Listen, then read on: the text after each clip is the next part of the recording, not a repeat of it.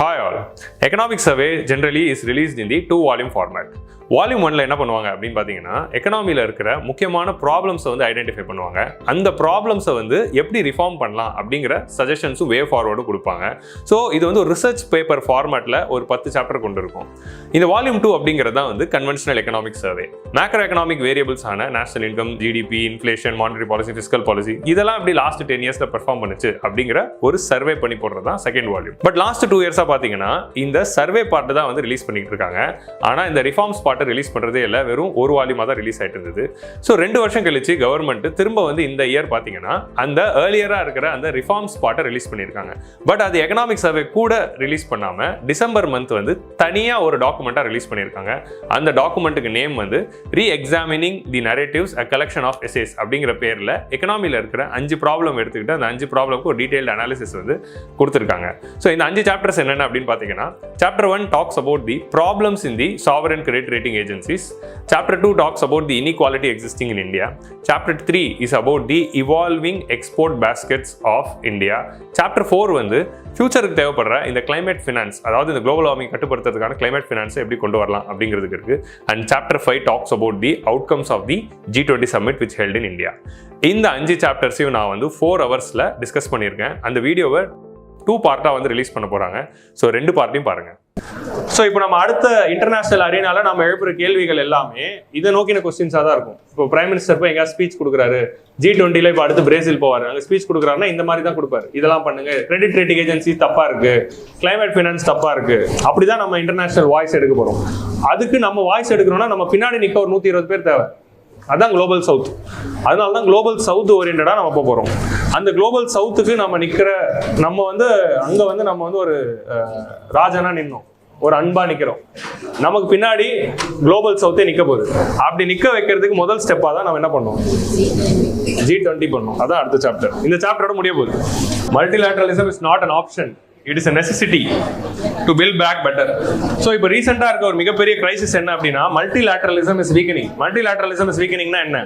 நம்ம வந்து institutional liberalism அப்படின்னு ஒன்று படிப்போம். இல்ல, உங்களுக்கு ஐயா நடத்தல, விட்டுருங்க, அதை பத்தி நான் பேசல. இன்ஸ்டிடியூஷனல் மெக்கானிசம்ஸ் வந்து ஆரம்பிச்சிருக்காங்கல்ல வேர்ல்டு வைட் கண்ட்ரீஸ்ல. ஏன் இன்ஸ்டிடியூஷன்ஸ் ஆரம்பிச்சாங்க? எதுக்கு இன்ஸ்டிடியூஷன்ஸ் ஆரம்பிச்சாங்கன்னா, வேர்ல்டு வைடு ஃபுல்லாத்துக்கு ஒரு காமன் ரூல் அப்படிங்கிறது இல்லை அப்படின்னா அனார்கி வந்துடும். ஒரு கண்ட்ரி அவங்க இஷ்டத்துக்கு பண்ண ஆரம்பிச்சிட்டாங்க அப்படின்னா அது வேர்ல்டு பீஸ்க்கு ப்ராப்ளம் ஆயிடும். ஸோ வேர்ல்டு பீஸ்க்கு ப்ராப்ளம் இல்லாமல் இருக்கணும் அப்படின்னா எல்லா வேர்ல்டும் சேர்ந்து காமன் ரூல்ஸ் அக்செப்ட் பண்ணிட்டு அந்த ரூல்ஸ் படி எல்லாரும் நடக்க ஆரம்பிச்சிட்டாங்கன்னா வேர்ல்டுல பீஸ் எஸ்டாப்ளிஷ் பண்ணலாம் அப்படிங்கிறது தான் இன்ஸ்டிடியூஷனல் மெக்கானிசம்ஸ். இந்த இன்ஸ்டிடியூஷனல் மெக்கானிசம்ல எல்லா கண்ட்ரிஸும் சேர்ந்து இந்த மாதிரி குளோபல் என்டையர் வேர்ல்டுக்கு இதான் ரூல்ஸ், இதான் பேக்ட் அப்படின்னு சொல்லி ஆரம்பிக்கிறது தான் multilateral organisations. So multilateralism started off with League of Nations which didn't work out but it worked strongly in United Nations. அதுக்கப்புறம் ஏகப்பட்ட மல்டிலேட்டரல் யுனைடெட் நேஷன் ஏகப்பட்ட ட்ரீட்டி கொண்டு வந்து direct UN as an organisation வார ப்ரிவென்ட் பண்ணலனாலும் WHO நிறைய நல்ல விஷயங்கள் பண்ணியிருக்கு, யூனிசெஃப் நிறைய நல்ல விஷயம் பண்ணியிருக்கு, யுனெஸ்கோ நிறைய நல்ல விஷயங்கள் பண்ணியிருக்கு, WTOலையும் நம்ம ஓரளவுக்கு நிறைய அச்சீவ்மெண்ட்ஸ் பண்ணியிருக்கோம். இந்த மாதிரி மல்டிலேட்டரலிசம் has been a good thing தான். இப்போ UNCLOS அப்படிங்கிற ட்ரீட்டி வந்தனால தான் குளோபல் சீ லாஸ்லாம் நம்ம ரெகுலேட் பண்ண முடிஞ்சது. வேர்ல்டு மேரிடைம் ஆர்கனைசேஷன் அப்படிங்கிறதுனால தான் மேரிடைம் ஷிப்பிங் ட்ரேட் வந்து சூப்பராக நடக்குது. ஸோ இந்த மாதிரி வந்து நம்ம வந்து நிறைய மல்டிலேட்டரலிசம்ல நிறைய சக்ஸஸ் பண்ணிட்டோம். பட் லாஸ்ட் ஒரு 15 இயர்ஸா ட்ரெண்ட் வந்து இன்வர்ட் லுக்கிங் நேஷனலிசம் அதிகமாயிட்டு இருக்கிறதுனால மல்டிலேட்டரலிசம் மேல இருக்க ட்ரஸ்ட் வந்து வீக்கன் ஆயிட்டு இருக்கு. ஸோ மல்டிலேட்டரலிசம் மேல இருக்க ட்ரஸ்ட் வீக்கன் ஆயிடுச்சுன்னா அதான் லீக் ஆஃப் நேஷன்ஸ்க்கும் நடந்துச்சு. 1920s லீக் ஆஃப் நேஷன்ஸ்ங்கிற அந்த மல்டிலேட்டரல் ஆர்கனைசேஷன்ஸ் வந்து வீக்கன் ஆனதுனால தான் செகண்ட் வேர்ல்டு வார் வந்துச்சு. ஸோ அப்போ இப்போ தேர்ட் வேர்ல்டு வார் வரும்னு நான் சொல்லலை, ஆனால் தேர்ட் வேர்ல்டு வாரோட மோசமான விஷயங்கள்லாம் நடக்க போகுது. Like climate change. இப்போ இருக்கிற இந்த கிளைமேட் சேஞ்சா இருக்கட்டும், இல்லை இந்த ஃபியூச்சர் டெக்னாலஜி லைக் ஆர்டிஃபிஷியல் இன்டெலிஜென்ஸா இருக்கட்டும், இல்லை டேட்டா ப்ரொடெக்ஷன் அப்படிங்கிற விஷயமா இருக்கு. ஃபியூச்சர் ரிஸ்க்லாம் என்னென்னு பார்த்தீங்கன்னா இதுதான். Climate change is risk, data protection is risk, இன்டர்நெட்ல இருக்கிற deep fakes and fake messages is risk, artificial intelligence is risk. இந்த மாதிரி ரிஸ்க் எல்லாத்தையும் நீங்க வந்து கர்டைல் பண்ணணும் அப்படின்னா நீங்க என்ன பண்ணணும், ராட்னிக்கு பாய்ஸ் கர்டைல் பண்ணணும் அப்படின்னா நரேஷ் வண்டியா ஹாய். ஸோ என்ன பண்ணணும் அப்படின்னா we need multilateralism. இப்போ கிளைமேட் சேஞ்ச் நிறுத்தணும்னா என்ன தேவை, மல்டிலேட்டரலிசம் தேவை. ஸோ மல்டிலேட்டரலிசம் வீக்கன் ஆக விடக்கூடாது, அதை ஸ்ட்ரென்தன் பண்ணணும் அப்படிங்கிறது தான் நம்மளோட G20 சம்மிட்டோட முக்கியமான aim. What is ultimate aim of G20 summit was building inclusive multilateralism for 21st century. Weaken ஆன மல்டிலேட்டரலிசம் வீக்கன் ஆக விட்டுறாதீங்க. மல்டிலேட்டரலிசம் தேவை. எல்லா நாடுகளும் கோஆபரேட் பண்ணாதான் வேர்ல்டு வைட்ல நம்ம அச்சீவ் பண்ண முடியும், especially for climate change, artificial intelligence and இந்த மாதிரி ஃபியூச்சர் டெக்னாலஜிஸ். ஸோ அதுதான் வந்து இந்த சம்மிட்டோட நம்மளோட எய்மே. So what is G20? You know all the stuff. G20 வந்து ஒரு finance minister and RBI governor based ஒரு இனிஷியேட்டிவா தான் 1999ல ஆரம்பிச்சாங்க. வெறும் ஃபினான்ஸ் மினிஸ்டரும் RBI கவர்னர்ஸ் ஆஃப் 20 கண்ட்ரீஸும் மீட் பண்ணி பேசிட்டு இருந்தாங்க. அதுதான் என்ன ஆயிடுச்சு, குளோபல் எக்கனாமிக் கிரைசிஸ்க்கு அப்புறம் ஹெட் ஆஃப் தி லெவல் சம்மிட்டா மாறிடுச்சு. ஹெட் ஆஃப் தி லெவல் சம்மிட்னா அந்தந்த நாட்டோட பிரைம் மினிஸ்டர்ஸும் பிரசிடென்ட்ஸே தலையிடுற மாதிரி ஆயிடுச்சு. ஏன்னா 2008 கிரைசிஸ் மாதிரி நடந்த ஒரு கிரைசிஸ் இன்னும் நடக்கூடாது. G20 was started off as an economic initiative, but 2008 crisis நடந்த பிறகு இந்த மாதிரி கிரைசிஸ் இன்னும் நடக்கவே கூடாது அப்படிங்கிறதுக்காக டெவலப்டு கண்ட்ரீஸும் டெவலப்பிங் கண்ட்ரீஸும் ஒன்று சேர்றாங்க. இதுல 10 டெவலப்டு கண்ட்ரீஸ் 10 டெவலப்பிங் கண்ட்ரீஸ் அப்படி இருந்திருக்கும். So G20 has both the countries. இவங்க எல்லாம் சேர்ந்து நம்ம ஒன்னா சேரலாம். 85% ஆஃப் வேர்ல்டு ஜிடிபி இருக்கு. நம்ம எல்லாம் ஒன்னா இயங்கணும் அப்படின்னா நம்ம கண்டிப்பா இன்னொரு ஃபினான்ஷியல் கிரைசிஸை அவாய்ட் பண்ணலாம் அப்படிங்கிற ஐடியால தான் G20 ஆரம்பிக்குது. G20 அப்படிங்கிறது ஆர்கனைசேஷன் இல்லை, அது வந்து ஒரு சம்மிட். ஆர்கனைசேஷன் சம்மிட்களோட வித்தியாசம் என்ன அப்படின்னா, organisation has an headquarters, it has a secretariat where it functions daily basis. Summit அப்படிங்கிறது என்ன அப்படின்னா, இது ஒரு ஆர்கனைசேஷன் கிடையாது, டெய்லி பேசிஸ்ல நடக்காது. வருஷத்துக்கு ஒரு வாட்டி எல்லாரும் மீட் பண்ணி டிஸ்கஸ் பண்ணி முடிவெடுப்பாங்க, அதான் சம்மிட். ஸோ இது வந்து வருஷத்துக்கு ஒரு வாட்டி எல்லாரும் மீட் பண்ணி நடக்கிறாங்க. எந்த வருஷத்துல மீட்டிங் நடக்குதோ அவங்க தான் பிரசிடென்ட். அது ஆர்டர்ல நமக்கு இந்த வருஷம் வந்துச்சு, அவ்வளவுதான். நமக்கு வந்து முந்தின வருஷமே வந்துச்சு, பட் இந்தோனேஷியா வந்து என்ன பண்ணிக்கிட்டாங்க, நாங்க ஷிஃப்ட் பண்ணிக்கிறோம் அப்படின்னு சொன்னதுனால அடுத்த வருஷம் வந்துச்சு, அவ்வளவுதான். நமக்கு 75th இயரோட மேட்ச் ஆச்சு. ஸோ அதுதான் வந்து G20ல நடந்துச்சு. ஸோ திஸ் இஸ் பீப் பேக்ரவுண்ட். G20ல ட்ராய்க்கியா அப்படின்னு ஒன்று இருக்கு. ட்ராய்க்கியானா என்ன அப்படின்னா, இப்போ இந்த வருஷம் G20 நடக்குதுல, அடுத்த வருஷம் G20 நடக்கிற கண்ட்ரியும் ப்ரீவியஸ்ல G20 நடந்த சமிட் கண்ட்ரி ஒன்னா செயல்படுவாங்க. So last year G20 summit எங்க நடந்துச்சு, இந்தோனேஷியா. திஸ் இயர் எங்க நடந்துச்சு, இந்தியா. அடுத்த வருஷம் பிரேசில். ஸோ இந்த 3 தான் வந்து ட்ராய்க்கியா. ட்ராய்க்கியானா என்ன அப்படின்னா, போன வருஷம் அவங்க பண்ண எக்ஸ்பீரியன்ஸை கரண்ட் கண்ட்ரி கிட்ட ஷேர் பண்ணுவாங்க. அடுத்த வருஷம் நடத்த போற கண்ட்ரி அந்த 2 கண்ட்ரியும் பார்த்துட்டு அது லெசன்ஸ் லேர்ன் பண்ணிட்டு அடுத்த வருஷம் போய் பண்ணுவாங்க. ஸோ இதான் வந்து அந்த ட்ராய்க்கியா. இந்த 3 நாடுகளும் கோஆர்டினேட் பண்ணி தான் சமிட்டை நடத்துவாங்க. இந்தியா மட்டும் நடத்தல, நமக்கு வந்து இந்தோனேஷியா அண்ட் பிரேசில் இவங்க 3 பேரோட கொலாபரேஷன்ல நடந்து. India is major player, no other doubt. இந்த ட்ராய்க்கியா மாறிட்டே இருக்கும். இப்போ நம்ம அந்த லீடர்ஷிப்பை பிரேசில் கொடுத்துடும். So this is the idea of the G20. இதுல வந்து 2 செட் ஆஃப் ட்ராக்ஸ் இருக்கு. ஒன்று ஃபினான்ஸ் ட்ராக். ஃபினான்ஸ் ட்ராக்ல எக்கனாமி ரிலேட்டட் டெசிஷன்ஸ் எடுப்பாங்க. ஷெர்பா ட்ராக்னு இன்னொன்று இருக்கு. ஷெர்பா ட்ராக்ல தான் எந்த டெசிஷன்ஸ் எடுப்பாங்கன்னா, they will be taking decisions with respect to all the other things. It was started off as an economic initiative தான். Later it became widened. Development, health, agriculture, energy, environment, climate change, corruption அப்படின்னு அதோட ஸ்கோப்பை widen பண்ணிட்டாங்க. So இது எல்லா இடத்துலையும் கோஆர்டினேஷனை கொண்டு வரதுக்காக தான் என்ன பண்ணிட்டாங்க, ஃபினான்ஸ் மினிஸ்டர் RBI கவர்னரே பார்த்துக்கிட்டோம். ஷெர்பா ட்ராக்கை பார்த்துக்கிறதுக்கு ஷெர்பா அப்படிங்கிற ஒரு ஆளை அப்பாயிண்ட் பண்றாங்க. ஷெர்பா அப்படிங்கிற ஒரு யாருன்னா, representative of the prime minister. Prime மினிஸ்டரை டைரக்டா அந்த இடத்துல ரெப்ரசென்ட் பண்றதுக்கு ஒரு ஆஃபீஸரா ஷெர்பா அப்படிங்கிற ஒரு பர்சனை அப்பாயிண்ட் பண்ணுவாங்க. அவருக்கு அசிஸ்டன்ட் ஷெர்பாஸும் இருப்பாங்க. இப்போ நம்மளோட ஷெர்பா வந்து Amitabh Kant, whose IAS officer, retired IAS officer, who was the CEO of NITI ஆயோகா இருந்தாரு. இப்போ அதுக்கப்புறம் இப்போ ஷெர்பா ஆஃப் G20 இருக்காரு. G20யோட டோட்டல் ஆபரேஷன்ஸையும் அவரோட கண்ட்ரோல்ல தான் பார்த்துப்பாரு அமிதாப் காண்ட் அப்படிங்கிறவர். ஸோ இந்த ஷெர்பா ட்ராக் கீழே எல்லா மினிஸ்ட்ரிஸும் சேரும். Like environment meeting, industries meeting, automobile meeting, tourism meeting அப்படின்னு ஒரு டாபிக் கீழேயும் வந்து அந்தந்த மினிஸ்டர்ஸும் அந்தந்த செக்ரட்டரிஸும் வச்சு 20 கண்ட்ரி. இப்போ வந்து ஃபார் எக்ஸாம்பிள் டூரிசம் மீட்டிங் அப்படின்னா 20 நாடுகளோட டூரிஸ்ட் மினிஸ்டர்ஸும் ஒன்று சேர்ந்து டிஸ்கஸ் பண்ணுவாங்க. ஸோ அதான் வந்து ஷெர்பா ட்ராக். ஷெர்பா ட்ராக்குள்ளேயும் நம்ம வந்து நிறைய ஏரியாஸ் வச்சிருக்கோம். ஸோ இதுதான் அதோட ஐடியா. ஷெர்பா ட்ராக்குள்ள 13 ஒர்க் ஸ்ட்ரீம்ஸ் இருக்கு. 13 ஒர்க் ஸ்ட்ரீம் என்னென்ன இருக்கு? அக்ரிகல்ச்சர் ஒர்க்கிங் குரூப்ல ministry of agriculture of all the countries welcome. அதே மாதிரி டிஜிட்டல் எக்கானமி அப்படின்னா அதுக்கு மினிஸ்ட்ரி ஆஃப் மெய்டி. டிசாஸ்டர் ரிஸ்க்னா ஹோம் மினிஸ்டர்ஸ் மீட் பண்ணுவாங்க. எஜுகேஷன்னா எஜுகேஷன் மினிஸ்டர்ஸும் 20 கண்ட்ரிஸும் மீட் பண்ணுவாங்க. இது வந்து 13 ஒர்க் ஸ்ட்ரீம். ஃபினான்ஸ் ட்ராக்குள்ள நமக்கு 8 ஒர்க் ஸ்ட்ரீம்ஸ் இருக்கு. ஃபினான்ஸ் வந்து 8 ஏரியாஸ்ல பார்த்துக்கிட்டாங்க. என்னென்ன ஏரியாஸ்ல பார்க்குறாங்க? டோட்டலா வந்து ஃபினான்ஷியல் ஃப்ரேம் ஒர்க் பார்த்துக்கிறாங்க. International financial architecture, infrastructure, sustainable finance, அப்புறமா financial inclusion and finance and health laws. இந்த மாதிரி ஒரு 8 ஏரியால தேர் மீட்டிங். இன்டர்நேஷனல் டாக்ஸேஷன் இருக்கு. இந்த இன்டர்நேஷனல் டாக்ஸேஷன் அப்படிங்கிற இந்த குரூப் தான் எதை கொண்டு வந்தாங்க? OECD G20 2 பில்லர் சொல்யூஷன் அப்படின்னு ஒன்று பார்க்கணும்ல, அது G20 OECD சேர்ந்தா கொண்டு வந்தாங்க. இந்த டாக்ஸ் ஹெவன்ஸ்ல போயிட்டு டபுள் டாக்ஸேஷன் அக்ரிமெண்ட்லாம் மிஸ்யூஸ் பண்ணாங்கல்ல, அதை கண்ட்ரோல் பண்றதுக்கு 2 பில்லர் சொல்யூஷன் நான் நடத்துறேன், ஞாபகம் இருக்கா? அதெல்லாம் எது கீழே வருதுன்னா G20யோட இந்த ஃபினான்ஸ் ட்ராக் உள்ள இருக்கிற இந்த இன்டர்நேஷனல் டாக்ஸேஷன் ஒர்க் ஸ்ட்ரீம் தான். ஸோ இவங்க தான் அது பண்ண போறாங்க. இந்த மாதிரி இது கீழே 8, அது கீழே 13. ஸோ மொத்தம் வந்து 21 செட் ஆஃப் மீட்டிங் வந்து நடக்க போகுது. 21 ஹெட் கீழே மீட்டிங் நடக்கும். இது ஒரு சிட்டியில கண்டக்ட் பண்ணாங்க இந்தியா ஃபுல்லா. So that was the idea behind the G20.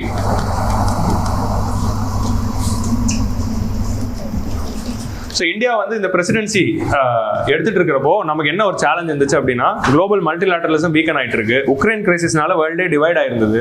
So அதனால உக்ரைன் கிரைசிஸ் பேஸ் பண்ணி கன்சென்சஸ் வர வைக்கிறது கஷ்டம். ஏன்னா டெவலப்டு கண்ட்ரிஸ் ஒரு ஸ்டாண்ட் சொல்லுவாங்க, சைனாவும் ரஷ்யா அப்போஸ் பண்ணும். கன்சென்சஸ் இருந்தால் தான் டிக்ளரேஷன் அடாப்ட் பண்ண முடியும். ஸோ நமக்கு இருக்க சேலஞ்சே என்ன அப்படின்னா, மல்டிலேட்டரலிசம் மேல நம்பிக்கையே இல்லாம இருந்த ஒரு டைம்ல நம்ம ஒரு மல்டிலேட்டரல் சம்மிட் நடத்தி கன்சென்சஸ் பேஸ்டா எல்லா கண்ட்ரி ஒத்துக்கிற மாதிரி ஒரு டிக்ளரேஷனை கொண்டு வந்தோம். ஸோ அதுதான் வந்து இந்த G20 சம்மிட்டோட ஒரு அச்சீவ்மெண்ட். ஏன்னா ஃபைனல் டிக்ளரேஷன் வித் 100% கன்சென்சஸ் வந்து வரது ரொம்ப ரேர். நம்ம இந்த வாட்டி அதை வர வச்சிருக்கோம். when entire world was facing all the challenges and geopolitical situation, Ukraine வார் தான் சொல்றாங்க. ஏன்னா அப்போ ஹமாஸ் வார் இன்னும் ஆரம்பிக்கல. ஸோ உக்ரைன் வார் தான் போயிட்டு இருந்தது. ஸோ பிரைம் மினிஸ்டர் என்ன சொன்னார், India's G20 agenda will be inclusive. It will be inclusive. அதான் குளோபல் சவுத் வரும். ஆம்பிஷியஸ்னா ஃபியூச்சர்ல நிறைய ஆம்பிஷியஸா இருக்க போது. ஆக்ஷன் ஓரியன்டட், சும்மா வாய் பேச்சா இருக்காது. கிரவுண்ட்ல ஒரு ஆக்ஷன் வரா மாதிரி தான் நம்ம பண்ணிருப்போம். ஏன்னா இந்த மாதிரி இன்டர்நேஷனல் சமிட்னா என்னவா இருக்கும், சும்மா பேசுவாங்க, டாக்குமெண்ட் ரிலீஸ் பண்ணிட்டு போயிடுவாங்க, எதுவுமே பண்ண மாட்டாங்க. ஸோ அது ஆக்ஷன் ஓரியன்டா இருக்கும், டெசிசிவா இருக்கும். ஒரு டெசிஷன் எடுப்போம், அதை இம்ப்ளிமெண்ட் பண்ணுவோம் அப்படின்னு சொல்றாங்க. ஸோ இந்த 4 வார்த்தையும் ரொம்ப முக்கியம். இந்த 4 வார்த்தை தான் நம்மளோட தீமா இருந்துச்சு. நம்மளோட G20 மீட்டிங் அன்னைக்கு நிர்மலா சீதாராமன் அண்ட் அமிதாப் கண்ட் வந்து ஒரு ஜாயிண்ட் பிரஸ் கான்ஃபரன்ஸ் கொடுத்தாங்க.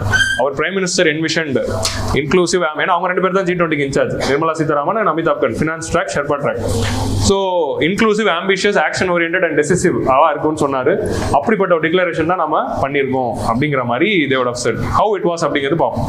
நம்மளோட தீம் வந்து Vasudeva குடும்பகம், entire world is one family, one earth, one family and one future. நம்ம எல்லாம் ஒரே வருது, எல்லாரும் ஒரே ஃபேமிலி. நம்ம எல்லாருக்கும் இருக்கிற ப்ராப்ளம் வந்து அந்தந்த கண்ட்ரி கிட்ட இருக்கிற ப்ராப்ளம் இல்ல, குளோபல் ப்ராப்ளம். அப்போ குளோபல் ப்ராப்ளம்க்கு ஒன்னா ஒரு ஃபேமிலியா சேர்ந்து ஒரு சொல்யூஷனை கண்டுபிடிப்போம், அப்பதான் ஃபியூச்சர் நல்லா இருக்கும் அப்படிங்கிற அந்த ஐடியால மகா உபனிஷத்ல இருந்து இன்ஸ்பயர் ஆகி we use this word called Vasudeva குடும்பகம். முண்டோக உபனிஷத்ல இருந்து சத்தியமேவ ஜெயதே அப்படின்னு எடுத்த மாதிரி மகா உபனிஷத்ல இருந்து வாசுதேவ குடும்பகம் அப்படிங்கிற அந்த வார்த்தை எடுத்திருக்கும். யாதும் ஊரே யாவரும் கேளீர், அதாவது தமிழ்ல நம்ம சொல்லுவோம், அது தெலுங்குல இப்படி சொல்றாங்க, வாசுதேவ குடும்பகம். தெலுங்குல சான்ஸ்கிரிட். ஒரு ஃப்ளோல சொன்னேன். ஸோ இதுதான் வந்து நம்ம இந்தியன் ப்ரையாரிட்டிஸ். அப்போ எப்படி வந்து நம்மளால ஒரு கன்சென்சஸ் பேஸ் ஃபைனல் டாக்குமெண்ட்ஸ் கொண்டு வர முடியுது அப்படிங்கிற கொஸ்டின் ரைஸ் பண்ணும்போது we made sure these 3 things. என்னன்னா, நம்ம எடுத்துக்கிற இஷ்யூ வந்து குளோபலி ரெலவெண்ட் இஷ்யூவா இருக்கணும். ஸோ எல்லாருக்குமே இன்ட்ரெஸ்ட் இருக்கிற மாதிரி இஷ்யூ எடுத்தால் தான் கன்சென்சஸ் வரும். So we made sure that we take a globally relevant initiative. அப்படி globally relevant initiative எடுத்தாலும் டெவலப்பிங் கண்ட்ரிஸ் அண்ட் குளோபல் சவுத்தோடைய இன்ட்ரெஸ்ட்டை அப்ஹெல்ட் பண்ற மாதிரியான விஷயங்களை எடுக்க போறோம். ஸோ குளோபலி ரெலவன்ஸ்னால எல்லாரும் வந்துருவாங்க. குளோபல் சவுத் பேஸ்டா எடுக்கிறதுனால அது இன்க்ளூசிவா இருக்க போகுது. சரியா? மூணாவதா வந்து நம்ம என்ன பண்ணோம் அப்படின்னா, இது ஒரு ஆப்பர்ச்சுனிட்டியா யூஸ் பண்ணி நம்ம அச்சீவ் பண்ண ஒரு விஷயத்த ஒரு எக்ஸிபிஷனா வைக்கிறோம். நாங்கள் இதை அச்சீவ் பண்ணிட்டோம், இதை நீங்கள் எல்லாம் யூஸ் பண்ணால் உங்கள் ஊர்லேயும் அதை அச்சீவ் பண்ணலாம் அப்படிங்கிறத காட்டுறதுக்கு நம்ம என்ன பண்ணுறோம், டிஜிட்டல் பப்ளிக் இன்ஃப்ராஸ்ட்ரக்சர் அப்படிங்கிறது வந்து என்டையர் வேர்ல்டு பிளாட்ஃபார்மில் இந்தியாவோட எக்ஸ்பீரியன்ஸை ஷேரிங்காக வச்சிருந்தோம். ஸோ இந்த 3 விஷயத்தை தான் நம்ம வந்து ஃபோக்கஸ் பண்ணுவோம். So globally relevant initiative, main streaming, அந்த இஷ்யூவில் குளோபல் சவுத்தோட கன்சென்ஸை தான் முன்னெடுத்த போகிறோம் அப்படிங்கிறது we just said. So globally relevance வந்து we had meticulous inclusive consultation process so that எல்லாரும் ஒத்துக்கிற மாதிரியான ஒரு விஷயம் கொண்டு வரணும். Pandemic, climate change, reforming multilateralism அப்படின்னோடனே எல்லாரும் ஒத்துக்கிட்டாங்க. So that was our idea.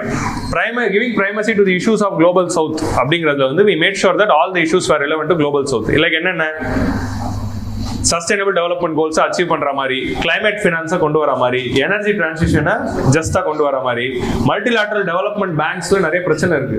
ஒரு டெவலப்பிங் கண்ட்ரிக்கு லோன் அப்ரூவல் பண்ணணும்னா அவ்வளோ பிரச்சனைகள் இருக்கு. அந்த ரிஃபார்ம் பண்ற மாதிரி, like World Bank and IMF. Existing international டாக்ஸேஷனை ரிஃபார்ம் பண்றோம். ஏன்னா டாக்ஸ்ல இந்த டபுள் டாக்ஸேஷன் அவாய்டன்ஸை மிஸ்யூஸ் பண்றாங்க. Advancing financial inclusion, urban infrastructure, இந்த மாதிரி சவுத்தோட இஷ்யூஸை முன்னிறுத்துறோம். அதே மாதிரி இந்தியாவோட டிஜிட்டல் பப்ளிக் இன்ஃப்ராஸ்ட்ரக்சரை நம்ம பப்ளிசைஸா காட்டுறோம். இது 3 பண்ணதுனால தான் எல்லாராலையும் ஒத்துக்க முடிஞ்சது. இப்போ இந்தோனேஷியா சம்மிட்ல ஒரு பிரச்சனை வந்துச்சு. என்ன பிரச்சனை வந்துச்சுன்னா, இந்த ரஷ்யன் வார்னால தான் இன்ஃப்ளேஷன் ஆயிடுச்சு அப்படின்னு ஒரு லைன் ஆட் பண்ணோம் போது ரஷ்யாவை வந்து கோச்சிக்கிட்டாங்க, சைனாவை வந்து சப்போர்ட் பண்ணிட்டாங்க. ஸோ அந்த மாதிரி எந்த ஒரு கான்ட்ரவர்ஷியல் விஷயங்களும் இல்லாம நம்ம வந்து கேர்ஃபுல்லா வந்து டீல் பண்ணோம். ஸோ அதுதான் வந்து இப்போ ரஷ்யா வாருக்கு யார் காரணம் அப்படிங்கிறத அந்த டாக்குமெண்ட்ல வந்து என்ன சாதிக்க போறோம், வார் நிக்க போதா, அதனால அவங்க அடிச்சுக்கிட்டு தான் இருக்க போறாங்க. ஸோ அப்போ அதை பத்தி ஏன் பேசணும், எல்லாரும் ஒத்துக்கிற மாதிரி ரெலவெண்டான ஒரு இஷ்யூ பேசலாமே. தேங்க்ஸ்ண்ணா, சூடா இருக்கா வச்சிருக்கோம். ஸோ எல்லாரும் ரெலவெண்டா இருக்கிற மாதிரி ஒரு இஷ்யூ பேசலாமே அப்படிங்கிறத நம்ம வந்து இங்க வந்து கன்சிடர் பண்றோம். ஸோ இப்படி பண்ணதுனால தான் new Delhi declaration was a consensus oriented document which was accepted by all அப்படிங்கிறது வந்திருக்கு. ஓகே, கிளியரா? ஸோ இப்போ எப்படி ஆரம்பிச்சது, இதோட ஐடியா என்னன்னு புரிஞ்சிச்சா? இதுவே ஒரு மெயின்ஸ் கொஸ்டின்ல most probably expected question. Discuss about the outcomes of the G20 Summit அப்படிங்கிறது ஒரு கொஸ்டினா வரலாம். இல்ல how India achieve the consensus in the G20, அந்த மாதிரி ஏதாவது ஒரு மெயின்ஸ் கொஸ்டின் வந்தா எழுதுறதுக்கான ஆன்சர்ஸ். பட் இது ஃபுல்லாவுமே வந்து நடுவில் நிறைய ப்ரிலிம்ஸ் இருக்கு, நிறைய ரிப்போர்ட் ரிலீஸ் பண்ணியிருக்காங்க. இது ரிலேட்டட் டு வாட், இது ரிலேட்டட் டு வாட், இது ரிலேட்டட் டு வாட்னு ப்ரிலிம்ஸ்னு கேள்வி வரலாம். ஸோ அதனால எல்லாத்துக்கும் ஆன்சர் G20. ஸோ அதுக்கேற்ற மாதிரி நான் வந்து கண்டென்ட் வச்சிருக்கேன். ஸோ அதுதான் அடுத்த கொஞ்ச நேரத்துக்கு பார்க்க போறோம். லட்சியம் நிச்சயம் அப்படிங்கிறது பார்த்துக்கலாம். ஃபினான்ஸ் ட்ராக், இது யாருக்காவது லேட் ஆச்சு, இங்கே யாருக்காவது லேட் ஆகுது, அவசரமா போகணும், கஷ்டமா இருக்கு அப்படின்னு யாராவது இருந்துச்சுன்னா நீங்க போகலாம். என்கிட்ட பர்மிஷன் வாங்கணும்லாம் இல்லை, தாராளமாக போகலாம். இன்னொரு விஷயம் என்ன அப்படின்னா, இதை மிஸ் பண்ணாங்க கவலைப்படாதீங்க, உங்களுக்கு யூடியூப்ல ஃபியூச்சர்ல கிடைச்சிரும். ஸோ அதனால you are not going to miss it. You can see in YouTube in future. இதுக்காக யாரும் எதையும் சாக்ரிஃபைஸ் பண்ணிட்டு கஷ்டப்பட்டு இங்கே உட்கார வேணாம். லைக் யாருக்காவது சாப்பிடணும், இல்லை யாருக்காவது வெளியே போகணும், இல்லை யாருக்காவது வீடு போய் சேர்றதுக்கு லேட் ஆகும் அப்படின்னு இருந்தால் இப்பயே வந்து நீங்க கிளம்பலாம். ஏன்னா இட்ஸ் ஆல்ரெடி 8 o'clock. ஸோ இது வந்து பார்த்துக்கலாம், ஏன்னா யூடியூப்ல வரப்போகுது. Okay, so will continue no. But நான் முடிச்சுட்டு தான் விடுவேன், நான் நிறுத்த போறேன். ஸோ நம்மளுடைய இப்போ வந்து சிம்பிளா சொல்றேன், ஃபினான்ஸ் ட்ராக்ல ஒரு 2 ட்ராக் இருக்குல்ல. ஃபினான்ஸ் ட்ராக்ல ஒரு 10 விஷயத்தை நம்ம கொண்டு வந்தோம், ஷெர்பா ட்ராக்ல ஒரு 10 விஷயத்தை கொண்டு வந்தோம். அந்த 20 விஷயமும் என்னங்கிறத வந்து டச் பண்ண போறோம், அவ்வளவுதான். ஏன்னா எதுலையுமே வந்து இது பண்ண போறோம்னு ஸ்டெப் எடுக்கல. இதுதான் நம்மளோட ஃபோக்கஸ், இதுதான் நம்மளுடைய ஃபோக்கஸ் அப்படின்னு மேற்போக்காக தான் சொல்லியிருக்காங்க. ஸோ அதனால கான்செப்ட்ஸ் நடத்துறதுக்கு பெருசாக எதுவும் இல்லை. பட் அந்த 10 ஏரியா என்னென்னு தெரிஞ்சிருக்கணும். ஸோ ஃபினான்ஸ் ட்ராக்ல 10, ஷெர்பா ட்ராக்ல 10, அந்த 10 ஏரியா என்னென்னு பார்ப்போம். சரியா? ஃபர்ஸ்ட் வந்து strengthening the multilateral development banks for 20th century. So நம்மளோட இதில் வந்து நம்ம ஒரு எக்ஸ்பர்ட் குரூப்பை ஃபார்ம் பண்ணுவோம், இண்டிபெண்டன்ட் எக்ஸ்பர்ட் குரூப்பை ஃபார்ம் பண்ணி மல்டிலேட்டரல் டெவலப்மெண்ட் பேங்க்ல நிறைய பிரச்சனைகள் இருக்கு. என்னன்னா, multilateral development bank when it wants to approve the loan, it is having a lot of bureaucratic hurdles when it wants to approve a loan. So developing country போய் லோனை வாங்குறாங்க அப்படின்னா, அந்த லோனை அப்ரூவல் பண்ணி வாங்குறதுக்குள்ளே அவங்களுக்கு அவ்வளோ கஷ்டங்கள் வந்துருக்கு. ஸோ அப்போ it should be easy and accessible to all. So அப்போ multilateral bank like World Bank, IMF இந்த மாதிரியான இன்ஸ்டிடியூஷன்ஸ்ல ப்ராப்ளம் இருந்ததுனால தான் we focused on other institution like Asian Development Bank, Asian Infrastructure Investment Bank, New Development Bank. இந்த பேங்க்ஸ்லாம் ஏன் வந்துச்சு அப்படின்னா, world bank fail ஆனதுனால. ஸோ அப்போ வேர்ல்ட் பேங்க் மாதிரியான ஆர்கனைசேஷன்ஸ் இல்லை இந்த ஏஷியன் டெவலப்மெண்ட் பேங்க், இவங்க அந்த மாதிரி ஆர்கனைசேஷன்ஸ்ல என்னென்ன ரிஃபார்ம் பண்ணலாம் அப்படிங்கிறதுக்கு ஒரு டிஸ்கஷன் ஆரம்பிச்சிருக்கோம். So for the first time we are starting a discussion for reform in multilateral development banks. இதுக்கு முன்னாடி வரைக்கும் நம்ம UNSC ரிஃபார்ம் தான் பேசுவோம், WTO ரிஃபார்ம்ஸ் பேசுவோம். இப்போ மல்டிலேட்டரல் டெவலப்மெண்ட் பேங்க்ஸ் பிரச்சனை இருக்கு அப்படிங்கிறத ரெகக்னைஸ் பண்ணி அதோட டிபேட்டை வந்து ஸ்டார்ட் பண்ணிருக்கோம். That is the first outcome of G20 finance track. So eliminating of poverty and shared ப்ராஸ்பரிட்டிக்கு ஃபண்டிங் தரணும். சஸ்டைனபிள் லெண்டிங், ஸோ லெண்டிங் வந்து ட்ரிபிள் த ஷேர் அதிகப்படுத்தணும். ஸோ கிளைமேட் ஃபினான்ஸ்க்காக உங்கள் லோன் வந்து ட்ரிபிள் தி ஷேர் அதிகப்படுத்தணும், ஃபினான்ஷியல் ஸ்ட்ரென்த்தை பூஸ்ட் பண்ணணும். அதே ஸோ இதில் வந்து என்ன ஒன்று சொல்கிறாங்க அப்படின்னா, இப்போ மல்டிலேட்டரல் டெவலப்மெண்ட் பேங்க்ல நமக்கு இருக்க ஒரு சேலஞ்ச் என்ன அப்படின்னா, ஆல்ரெடி டெவலப்மெண்ட்டுக்கு அவங்க லோன் கொடுத்துட்டு இருக்காங்க. கரெக்டா? மெட்ரோ கட்டுறதுக்கு, இன்ஃப்ராஸ்ட்ரக்சர் கட்டுறதுக்கு, ரோடு கட்டுறதுக்கு டெவலப்மெண்ட்டுக்கு லோன் தராங்க. பட் இப்போ என்ன பிரச்சனைனா, கிளைமேட் சேஞ்ச் அப்படின்னு ஒரு புது வேரியபிள் ஆட் ஆயிருக்கு. ஸோ அப்போ கிளைமேட் ஃபினான்ஸும் வந்து புதுசாக வரப்போகுது. கரெக்டா? இப்போ கிளைமேட் ஃபினான்ஸ் வரும்போது என்ன ஆகிடக்கூடாது, it should not be at the cost of development finance. இப்போ அது எப்படி இருக்கணும்னா, development and finance together it should come. இப்போ என்ன ஆயிட்டு இருக்கு அப்படின்னா, ஏதாவது ஒன்றுக்கு தான் தராங்க, அப்போ இன்னொன்று அஃபெக்ட் ஆயிடுது. இப்போ நம்ம கிளைமேட்னு போனால் அப்போ டெவலப்மெண்ட் போகிறோம். ஸோ அப்போ climate finance should not be at the cost of development finance. ரெண்டுத்தையும் என்ஷோர் பண்ற மாதிரி தான் கொடுக்கணும். ஏன்னா ரெண்டு ஃபினான்ஸும் டெவலப்பிங் கண்ட்ரீஸ்க்கு தேவை. அப்படிங்கிற இந்த ஆர்குமெண்ட்டை we have kept with respect to the multilateral development banks. So இது கிளியரா? இதான் வந்து first objective. So multilateral development பேங்க்ஸோட குளோபல் சவுத்துக்கான வாய்ஸ் இந்த கடைசியில் எனக்கு புரிஞ்சுச்சா? எப்படி குளோபல் சவுத் எல்லாத்துலையும் வருது அப்படிங்கிறது நீங்க புரியணும். ஏன்னா how India is acting as a leader for global south அப்படின்னா அதுக்கு நீங்க தனியாக போய் படிக்க தேவையில்ல. G20 சொன்னதை எடுத்து எழுதினாலே அதான் குளோபல் சவுத்துக்கும். உங்களுக்கு புரியுதா? குளோபல் சவுத்துக்கு தனியாக ஒரு நோட்ஸ்ல இருக்கும், அது தனியாக ப்ரிப்பேர் பண்ணும் அப்படின்லாம் இல்லை. இப்படி கிடைக்கிற பாயிண்ட்டை வச்சு எப்படி எழுதுறது அப்படிங்கிறதா மெயின்ஸ். எக்ஸ்ட்ரா போய் புதுசாக படிக்கணுங்கிறது மெயின்ஸ் இல்லை, தெரிஞ்சதை வச்சு சமாளிக்கிறது தான் மெயின்ஸ். நெக்ஸ்ட் வந்து குளோபல் டெட் வல்னரபிலிட்டிஸ். அடுத்து என்ன பிரச்சனை இருக்குன்னா, இப்போ இந்த சைனாவோட ஹார்ட் டிப்ளமசினால என்ன ஆச்சு? சைனாவோட இந்த டெட் டிப்ளமசினால நிறைய டெவலப்பிங் கண்ட்ரிஸ் டெட் ட்ராப்ல மாட்டிக்கிறாங்க. பேண்டமிக்னால இன்னும் கடன் அதிகமாகி டெட் ட்ராப்ல நிறைய கண்ட்ரிஸ் மாட்டிக்கிட்டு வெளியே வர முடியாம கஷ்டப்பட்டு இருக்காங்க. பேண்டமிக்ல எக்ஸ்பெண்டிச்சர் அதிகமாகி இன்னும் டெட் ட்ராப் சீரியஸ் ஆயிருக்கு. ஸோ இந்த டெட் ட்ராப்ல மாட்டிட்டு இருக்கிற கண்ட்ரிஸ் எல்லாம் they should come out easily. அப்படி டெட் ட்ராப்ல இருக்கிற கண்ட்ரிஸோட லோன்ஸ்லாம் என்ன பண்ணும்? இப்போ இந்தியாவில் NPA கிரைசிஸ் வரப்போ என்ன பண்ணும்? ரீஸ்ட்ரக்சரிங் பண்ணும், ரீஷெடியூலிங் பண்ணும், அதுக்கப்புறம் வந்து ட்வின் பேலன்ஸ் நிறைய பண்ணுவோம்ல, IPC. ஸோ அதே மெக்கானிசம் இன்டர்நேஷனல் லெவலில் பண்ணணும் அப்படின்றாங்க. ஒரு டெவலப்பிங் கண்ட்ரி லோனை கட்ட முடியாமல் இருக்கு அப்படின்னா அதை சரிப்படுத்துறதுக்கு வேர்ல்ட் பேங்க் ஆல்ரெடி ஒரு இனிஷியேட்டிவ் ஆரம்பிச்சாங்க. பேண்டமிக்னால இன்டர்நேஷனல் லோன்ஸை கட்ட முடியாமல் ஒரு கண்ட்ரி இருக்கு அப்படின்னா debt suspension initiative, debt service suspension initiative அப்படின்னு ஒன்று ஆரம்பிச்சாங்க. இதை பற்றி படிங்க. Debt service suspension initiative. So world bank என்ன பண்ணாங்க, ஒரு வருஷத்துக்கு மொரட்டோரியம் கொடுத்தாங்க. நீங்க வேர்ல்ட் பேங்க்லேருந்து வாங்கின கடன் ஒரு வருஷத்துக்கு கட்ட தேவையில்ல. ஸோ வேர்ல்ட் பேங்க்லேருந்து வாங்கின கடன் ஒரு வருஷத்துக்கு கட்ட தேவையில்ல, அந்த ஒரு வருஷமும் முடிஞ்சிடுச்சு. ஸோ அதை கொண்டு வந்த இனிஷியேட்டிவ் வேர்ல்ட் பேங்க் மட்டும் தான் இருந்துச்சு தவிர மற்ற பேங்க்ஸ்க்கு இல்லை.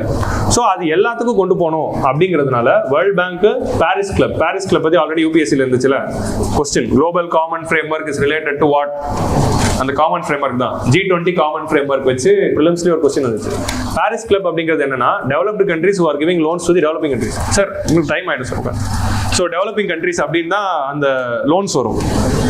ஸோ அந்த மாதிரி those developed countries who are giving loans to developing countries அப்படிங்கிறவங்க இருக்கிறது தான் பாரிஸ் கிளப். ஸோ அந்த பாரிஸ் கிளப் மெம்பர்ஸும் இந்த பாரிஸ் கிளப் மெம்பர்ஸும் இந்த வேர்ல்ட் பேங்க்கும் G20 சேர்ந்து they are telling that இந்த moratorium period should continue. Developing countries, if they are not able to pay back loans, give them more moratorium period, increase their repayment time, so that அவங்க dead வந்து dead ட்ராப்ல மாட்டிக்காம இருக்கணும் அப்படிங்கிறது வந்து ரெண்டாவது voice பண்ணியிருக்காங்க. So already வந்து common framework countries அப்படின்னு இருக்கு. இதை வச்சு தான் கேட்டாங்க. ஜாம்பியா, எத்தியோப்பியா, கானா இவங்கலாம் வந்து காமன் ஃப்ரேம்வொர்க் அப்படின்னு ஒன்று கொண்டு வந்துட்டாங்க. பட் இப்போ ஸ்ரீலங்கா மாதிரியான கண்ட்ரிஸும் வந்து இப்போ ப்ராப்ளம்ல இருக்கு. ஸோ நிறைய கண்ட்ரிஸ் வந்து common framework is initiative of Paris club and G20. இதை நம்ம ஆல்ரெடி பார்த்துட்டோம்ல, UPSC PYK வந்துருச்சு. ஸோ இந்த மாதிரி ரேண்டமா பார்க்குற ஏதோ இதுல இருந்தா கொஸ்டின்ஸ் வருது.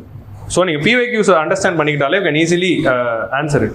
ஸோ இப்போ மேனேஜிங் தி டெட் லெவல்ஸ் புரிஞ்சிச்சுல, இந்த டெட் ட்ராப்ல மாட்டின கண்ட்ரிஸ் எல்லாரையுமே ரெக்கவர் பண்றதுக்கு we need an initiative.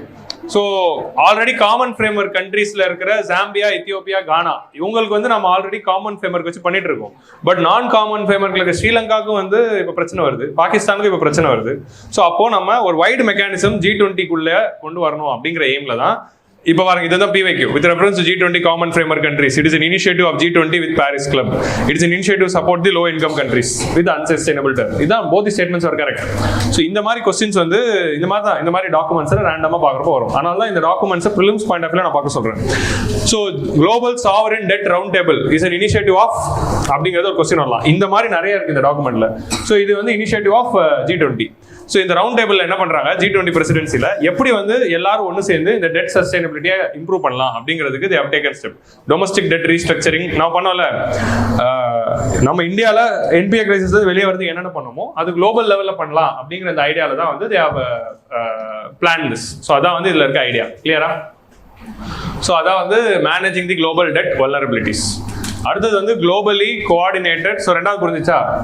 இல்ல நீங்க debt service suspension initiative DSSI பத்தி படிங்க. That is another question which are common problems. இதே மாதிரி ஆல்ரெடி வேர்ல்ட் பேங்க் ஆரம்பிச்சிருக்காங்க, அதை எல்லாருமே வைடன் பண்ணலாம் அப்படின்னு நம்ம கொண்டு வரோம். Globally coordinated compensatory policy regulatory framework for crypto assets. So cryptocurrency is a new kind of asset and இதை தாண்டி வந்து நமக்கு வந்து இது வந்து புதுசா வந்திருக்கு. So tokens. ஸோ இந்த கிரிப்டோ கரன்சிஸும் இந்த கிரிப்டோ டோக்கன்ஸ் எல்லாம் வந்து that is going to be the future. So அது வந்து ஒரு இன்வெஸ்ட்மெண்ட் டூலாக மாறும்போது ஆட்டோமேட்டிக்காக அதையும் வந்து நம்ம ரெகுலேட் பண்ணணும். கரெக்டாக? ஸோ அதனால வந்து G20 பிரசிடென்சியில் இதுக்கு ஒரு ரெகுலேட்டரி ஃப்ரேம்வொர்க் வந்து கொண்டு வரணும். So we need to bring a policy and regulatory framework for crypto asset by adding the new dimensions to discussions and influencing the standard setting bodies.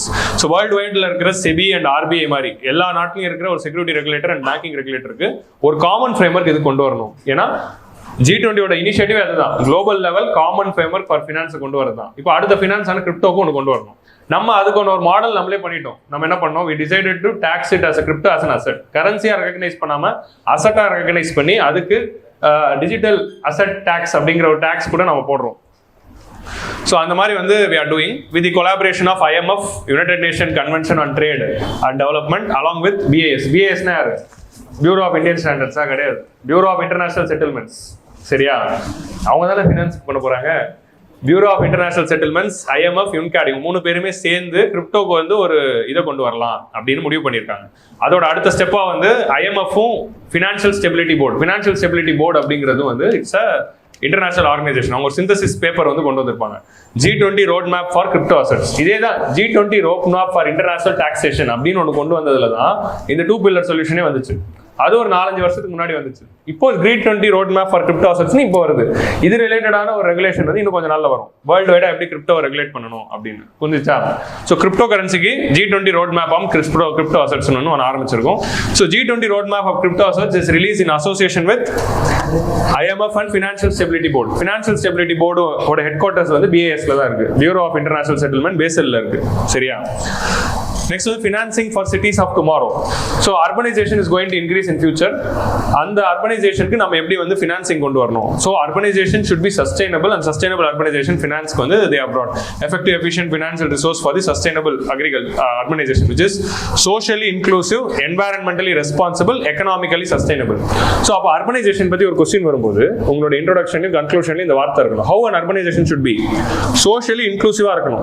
So urbanizationல slum region அப்படிங்கிறது ஒரு பெரிய ஒரு ப்ராப்ளமா இருக்கு. அந்த ரீஜன்ல வந்து டெவலப்மெண்ட் ஃபுல்லா ரீச் ஆகிறது இல்ல.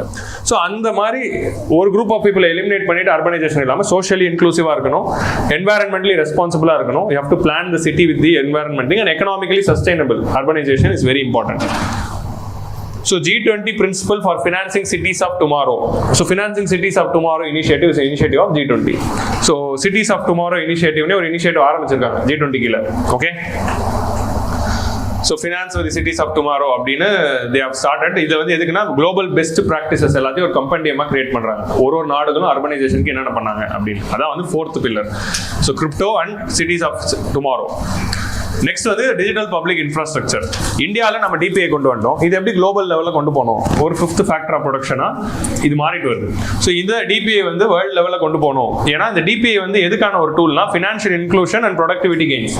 இதனால நமக்கு ஃபினான்ஷியல் இன்க்ளூஷன் நடந்திருக்கு ஜன்தன் மூலமா. அதே மாதிரி ப்ரொடக்டிவிட்டி அதிகமாக இருக்கு because of increase transactions.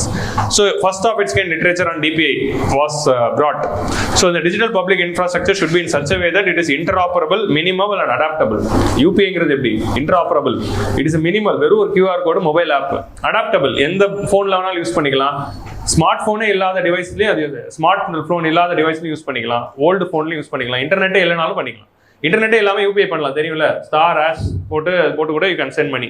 Aadhaar number, mobile number enter பண்ணி கூட you can directly send. So இந்த மாதிரி வந்து they have brought the initiative, it should be adaptable. So action oriented customizable policy resolutions with respect to DPI வந்து கொண்டு வரணும். அதே மாதிரி ஃபினான்ஷியல் இன்க்ளூஷன் ஆக்ஷன் பிளான் அப்படின்னு ஒரு ஆக்ஷன் பிளானை வந்து they have brought for boosting the financial inclusion. So இந்த DPI அப்படிங்கிறதுல பார்க்குறப்போ இந்தியா வந்து என்ன பண்ணியிருக்காங்க, இந்த இந்தியாவோட DPI பப்ளிக் இன்ஃப்ராஸ்ட்ரக்சர் அவங்க நாட்டில் வந்து ரெப்ளிகேட் பண்ணணும். நம்ம டிபிஐனா 4 பார்க்குறோம்ல, நேற்று பார்த்தோம்ல இந்தியா ஸ்டாக்ல ஒரு 4 லேயர். அந்த மெக்கானிசமை அவங்க நாட்டிலே ரெப்ளிகேட் பண்ணணும் அப்படின்ட்டு ஆல்ரெடி வந்து 7 கண்ட்ரி வந்து சைன் பண்ணிட்டாங்க. ஆன்டிகுவா அண்ட் பார்படா வெஸ்ட் இண்டீஸ்ல இருக்கு, Armenia, Sierra Leon, Suriname, Papua New Guinea, Tanzania, Trinidad and Tobago. இவங்க எல்லாரும் பார்த்தீங்கன்னா டெவலப்பிங் கண்ட்ரிஸ். இவங்க எல்லாருமே சைன் பண்ணியிருக்காங்க. ஸோ இந்த மாதிரி வந்து ஆல்ரெடி ஒத்துக்கிறதுக்கு இதோட எக்ஸ்டென்ஷனாக வந்து ரீசெண்டாக என்ன ஆயிருக்கு, திஸ் கரண்ட் அஃபேர்ஸ் பிரைம் மினிஸ்டரும் லான்ச் பண்ணாரு. யூபிஐ வந்து ஸ்ரீலங்காலையும் மொரிஷியஸ்லையும் லான்ச் பண்ணியிருக்காங்க புதுசாக. So now UPI is launch in Mauritius and Sri Lanka. RuPay card is no being card use in Mauritius. ரூபேக்கு நம்ம என்ன பிளான் அப்படின்னா, விசா மாஸ்டர் கார்டு அப்படிங்கிறது வெஸ்டர்ன் கண்ட்ரிஸ். அது எப்படி வேர்ல்டு வைடு கார்டாக யூஸ் பண்ணுறாங்களோ நம்மளும் விசா மாஸ்டர் கார்டு தான் யூஸ் பண்ணிட்டு இருந்தோம். இப்போ நம்ம எல்லாம் ரூபேக்கு மாறிட்டோம். அப்படி நம்ம ரூபேவை இன்டர்நேஷனல் பிராண்டாக மாற்றணும்னு பார்க்குறாங்க, வேர்ல்டு வைடு ரூபேவை யூஸ் பண்ணணும். ஸோ அதில் மொரிஷியஸ் வந்து சைன் பண்ணியிருக்காங்க. அதான் வந்து லேட்டஸ்ட் கரண்ட் அஃபேர்ஸ்ல இருக்கு. ஸோ இப்போ நான் இதில் என்ன ஆட் பண்ணியிருக்கேன்னா, ஆல்ரெடி வந்து ரூபே யாரெல்லாம் யூஸ் பண்றா, ஆல்ரெடி யூபிஐ யாரெல்லாம் யூஸ் பண்றா அப்படின்னு prelims point of view, which of the following countries are using UPI, which of the following countries are using RuPay அப்படின்னு பிலிம்ஸ்ல கேட்கலாம். So already Nepal, Bhutan, Singapore, UAE இவங்க வந்து ரூபே கார்டை யூஸ் பண்ண ஆரம்பிச்சிட்டாங்க. இப்போ மொரிஷியஸ் வந்து 5வது ஆட் ஆயிருக்கு. So Nepal, Bhutan, Singapore, UAE, Mauritius 5 பேரும் ரூபே ஒத்துக்கிட்டாங்க. இப்போ next UPI, France, UAE, Mauritius, Sri Lanka, Singapore, Bhutan, Nepal. So Nepal, Bhutan, Singapore கூட எக்ஸ்ட்ராவா ஸ்ரீலங்கா, மொரிஷியஸ், பிரான்ஸ் வந்து ஆட் ஆயிருக்கு. ஏன்னா யுஏஇ அதெல்லாம் ஆல்ரெடி அதுலேயே இருக்கு. எக்ஸ்ட்ராவா ஆட் ஆயிருக்கிறது பிரான்ஸும். ஸோ பிரான்ஸ்ல வந்து யூபிஐ வருது. ஸோ யூபிஐ என்ன அப்படின்னா, நீங்க இப்போ பிரான்ஸ் போனீங்கன்னா டூரிஸ்டா போறப்போ you can use our UPI apps to do the payments. Eiffel டவர்ல ஃபர்ஸ்ட் லான்ச் பண்ணாங்க. ஸோ ஐஃபில் டவர்ல யூபிஐ பேமெண்ட்ஸ். ஸோ அதோட ரோட் மேப் கொடுத்துருக்கேன், எந்தெந்த கண்ட்ரில எப்போ அடாப்ட் பண்ணாங்க, என்னென்ன அடாப்ட் பண்ணாங்க. இது நீங்க வீட்டுக்கு போய் பாருங்க. பிலிம்ஸ்ல நான் சொல்றேன்ல, national payment corporation of India based question வந்துகிட்டே இருந்துச்சு. இப்போ அந்த மாதிரி ஒரு ரிப்பீட்டட் ஏரியா வரக்கூடிய ஒரு கொஸ்டின். அதனால இந்த கண்ட்ரிஸ் வந்து பார்த்து வச்சுக்கோங்க. லாஸ்ட் இயரே இது ஒரு டியூ. ஸோ அதே மாதிரி இன்னொரு லிஸ்ட் ஆஃப் கண்ட்ரிஸ் எது பார்க்கணும்னு சொன்னா, யார் யார் கூட இந்தியா வந்து ருபி பேஸ்டு ட்ரேட் மெக்கானிசம் அவங்களோட ஹோம் கண்ட்ரி பேஸ்ட் ட்ரேடை வந்து சைன் பண்ணியிருக்காங்க அப்படிங்கிறத நான் பார்க்க சொன்னேன். ஸோ அதையும் வந்து பார்த்துக்கோங்க. ஓகே, நெக்ஸ்ட் வந்து 6th வந்து கிளைமேட் ஃபினான்ஸ். கிளைமேட் ஃபினான்ஸ்க்கு என்ன பண்ணணும் ஆல்ரெடி அங்கே பார்த்துட்டோம்ல, 4வது சாப்டர்ல சொன்ன அதே தான் இங்கே டிக்ளரேஷனுக்குள்ளே கொண்டு வந்துட்டோம். இதெல்லாம் கிளைமேட் ஃபினான்ஸுக்கு பண்ணுங்க அப்படின்ட்டு நம்ம பண்ணிட்டோம். ஸோ திஸ் இஸ் ஹவ் நம்மளோட அஜெண்டால நமக்கு ஒரு வாய்ப்பு கிடைக்கிறப்போ அதை வந்து டாக்குமெண்ட்ல புகுத்திட்டோம். So this is the voice for global south and how India is acting as a thing அப்படின்னு ஒரு கொஸ்டின் வந்தால் நீங்கள் எழுதணும். ஸோ லாஸ்ட் சாப்டர்ல நம்ம டிஸ்கஸ் பண்ண அதே விஷயம் தான், derisking mechanism and cofinance model, blended finance மாடலும் டீரிஸ்கிங் மெக்கானிசம்ஸும் கொண்டு வரணும் அப்படிங்கிறத அங்கே ஆட் பண்ணியிருக்கோம். அவ்வளோதான். நெக்ஸ்ட் வந்து ecosystem for financing sustainable development. Sustainable டெவலப்மெண்ட்னா என்ன? எஸ்டிஜி கோல்ஸை ரீச் பண்றதுக்கு சஸ்டைனபிள் டெவலப்மெண்ட், அதுக்காக sustainable finance technical assistant actions plan, TAP technical assistant action plan. இது ஒரு கொஸ்டினா வரலாம். Sustainable finance technical assistance action plan is an initiative of G20. இது என்ன பண்றோம் அப்படின்னா, இந்த சஸ்டைனபிள் டெவலப்மெண்ட் கோல்ஸை ரீச் பண்றதுக்கு டெவலப்பிங் கண்ட்ரீஸ்க்கு தேவைப்படுற ஃபினான்ஸை வந்து கொண்டு வரதுக்கான ஒரு மெக்கானிசம் தான் இது. Sustainable finance for technical assistance action plan, multi-layer document with recommendations for creating enabling environment for developing countries. So இதுல என்னென்ன இருக்கு அப்படின்னா, aimed at fostering collaboration for sharing knowledge and tailoring capacity building. இப்போ என்ன நடக்குது அப்படின்னா, எஸ்டிஜி ரீச் பண்றதுக்கு developing கண்ட்ரீஸ்ல இருக்கிற கவர்மெண்ட் அபிஷியல்ஸ்க்கு கெபாசிட்டி பில்டிங் தேவை.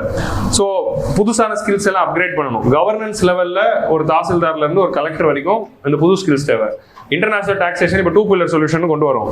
பட் அதை எப்படி இம்ப்ளிமெண்ட் பண்ணணும், ஐஆர்எஸ் டிபார்ட்மெண்ட் ட்ரைனிங் கொடுக்கணும்ல. ஸோ இந்த மாதிரி வந்து ட்ரைனிங் கொடுக்கணும். அந்த கெபாசிட்டி பில்டிங் வந்து நம்ம பண்ண போறோம்.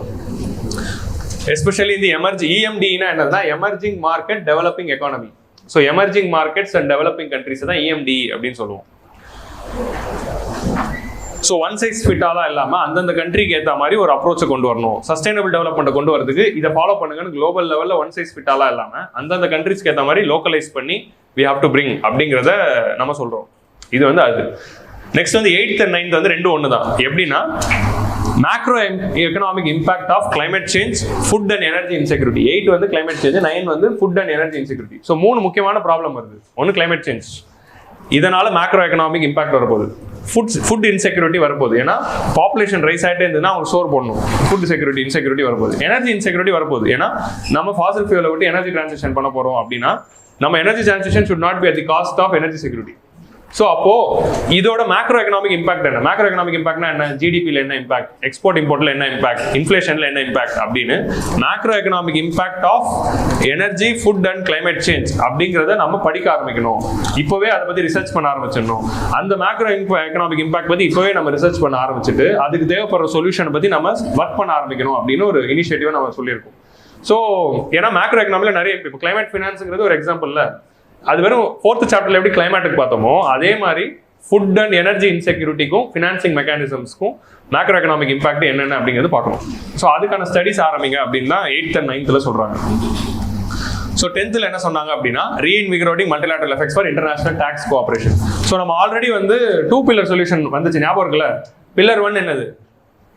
பில்லர் 1 படி என்ன சொல்லுவாங்க, $20 billion, அதாவது $700 million to $20 billion turn over இருக்கிற கம்பெனிஸ்லாம் இன்டர்நேஷனல் லெவலில் நிறைய ஊர்ல பிரான்ச்சஸ் இருக்கு. அதெல்லாம் அவங்க என்ன பண்றாங்க, எல்லாத்தையும் ஒரு டாக்ஸ் ஹெவன்ல ஒரு ஆஃபீஸ் ஆரம்பிச்சுட்டு அந்த ஊருக்கு ப்ராஃபிட் ஷிஃப்டிங் பண்ணிடுறாங்க. ப்ராஃபிட் ஷிஃப்டிங் பண்ணி நான் அங்கே டாக்ஸ் கட்டிக்கிறேன்றாங்க. அப்படி ஷிஃப்ட் பண்ணும்போது நீங்க 75% தான் ஷிஃப்ட் பண்ண முடியும், 25% யாருக்கு? இந்த ஹோம் கண்ட்ரிக்கு தான் அப்படின்னு சொல்லுவோம். இப்போ நீங்க 100 கோடி ப்ராஃபிட்னா 75 crore அங்கே ஷிஃப்ட் பண்ணிக்கலாம். ஆனால் 25 crore டாக்ஸ் வந்து இந்தியாவில் தான் போடும். ஸோ இதான் வந்து பில்லர் 1, அதாவது அமௌண்ட் ஏ அப்படின்னு சொல்றோம். அதே மாதிரி அமௌண்ட் பி அப்படின்னு ஒன்று இருந்துச்சு. அமௌண்ட் பி பத்தி அப்புறம் பேசலாம் அப்படின்னு சொல்லுவாங்களே, அந்த அப்புறத்தை இப்போ பேசியிருக்காங்க. உங்கள் கிளாஸ்ல நடத்துறப்போ நான் அமௌண்ட் பி பத்தி அப்புறம் பேசலாம்னு சொல்லி விட்டுட்டாங்க. அது அப்போ படிக்க தேவையில்ல, விட்டுறலாம் அப்படின்னு நான் அப்போ சொன்னேன். பட் இப்போ இதில் பேசிட்டாங்க, அதனால இப்போ நம்ம படிப்போம். அமௌண்ட் பின்னா என்ன அப்படின்னா, 2 பில்லர் சொல்யூஷன்ல இந்த அமௌண்ட் பி அப்படிங்கிறதுக்கு they have brought in a step. So amount பின்னா என்ன அப்படின்னா, டிரான்ஸ்ஃபர் பிரைசிங்.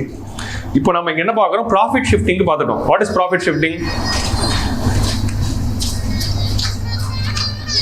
ஓ, இந்த ஜெகன் இல்லையா, அந்த இன்னொரு ஜெகன் அடிக்கிறார். ஒன்றும் இல்லை, ஓகே இருங்க, இவர் ஃபோன் அடிக்கிறாருன்னு ஏதாவது இருக்கும். சொல்லு ஜெகன். இல்லை இன்னும் கொஞ்ச நேரம் ஆகும். ஆமாம் உங்களுக்கு கொஞ்சம் லேட்டாக வந்தால் என்ன பண்ணுறது, இன்னும் ஒரு எப்படியும் கொஞ்ச நேரத்தில் முடிச்சிருவேன். இல்லை அவ்வளோ நேரம் ஆகாது, கம்மியாக தான் ஆகும், அதோட கம்மி. மைக்கில் டைமை சொல்ல முடியாது. நீங்கள் சொன்ன 2வது டைம் தான். ஓகே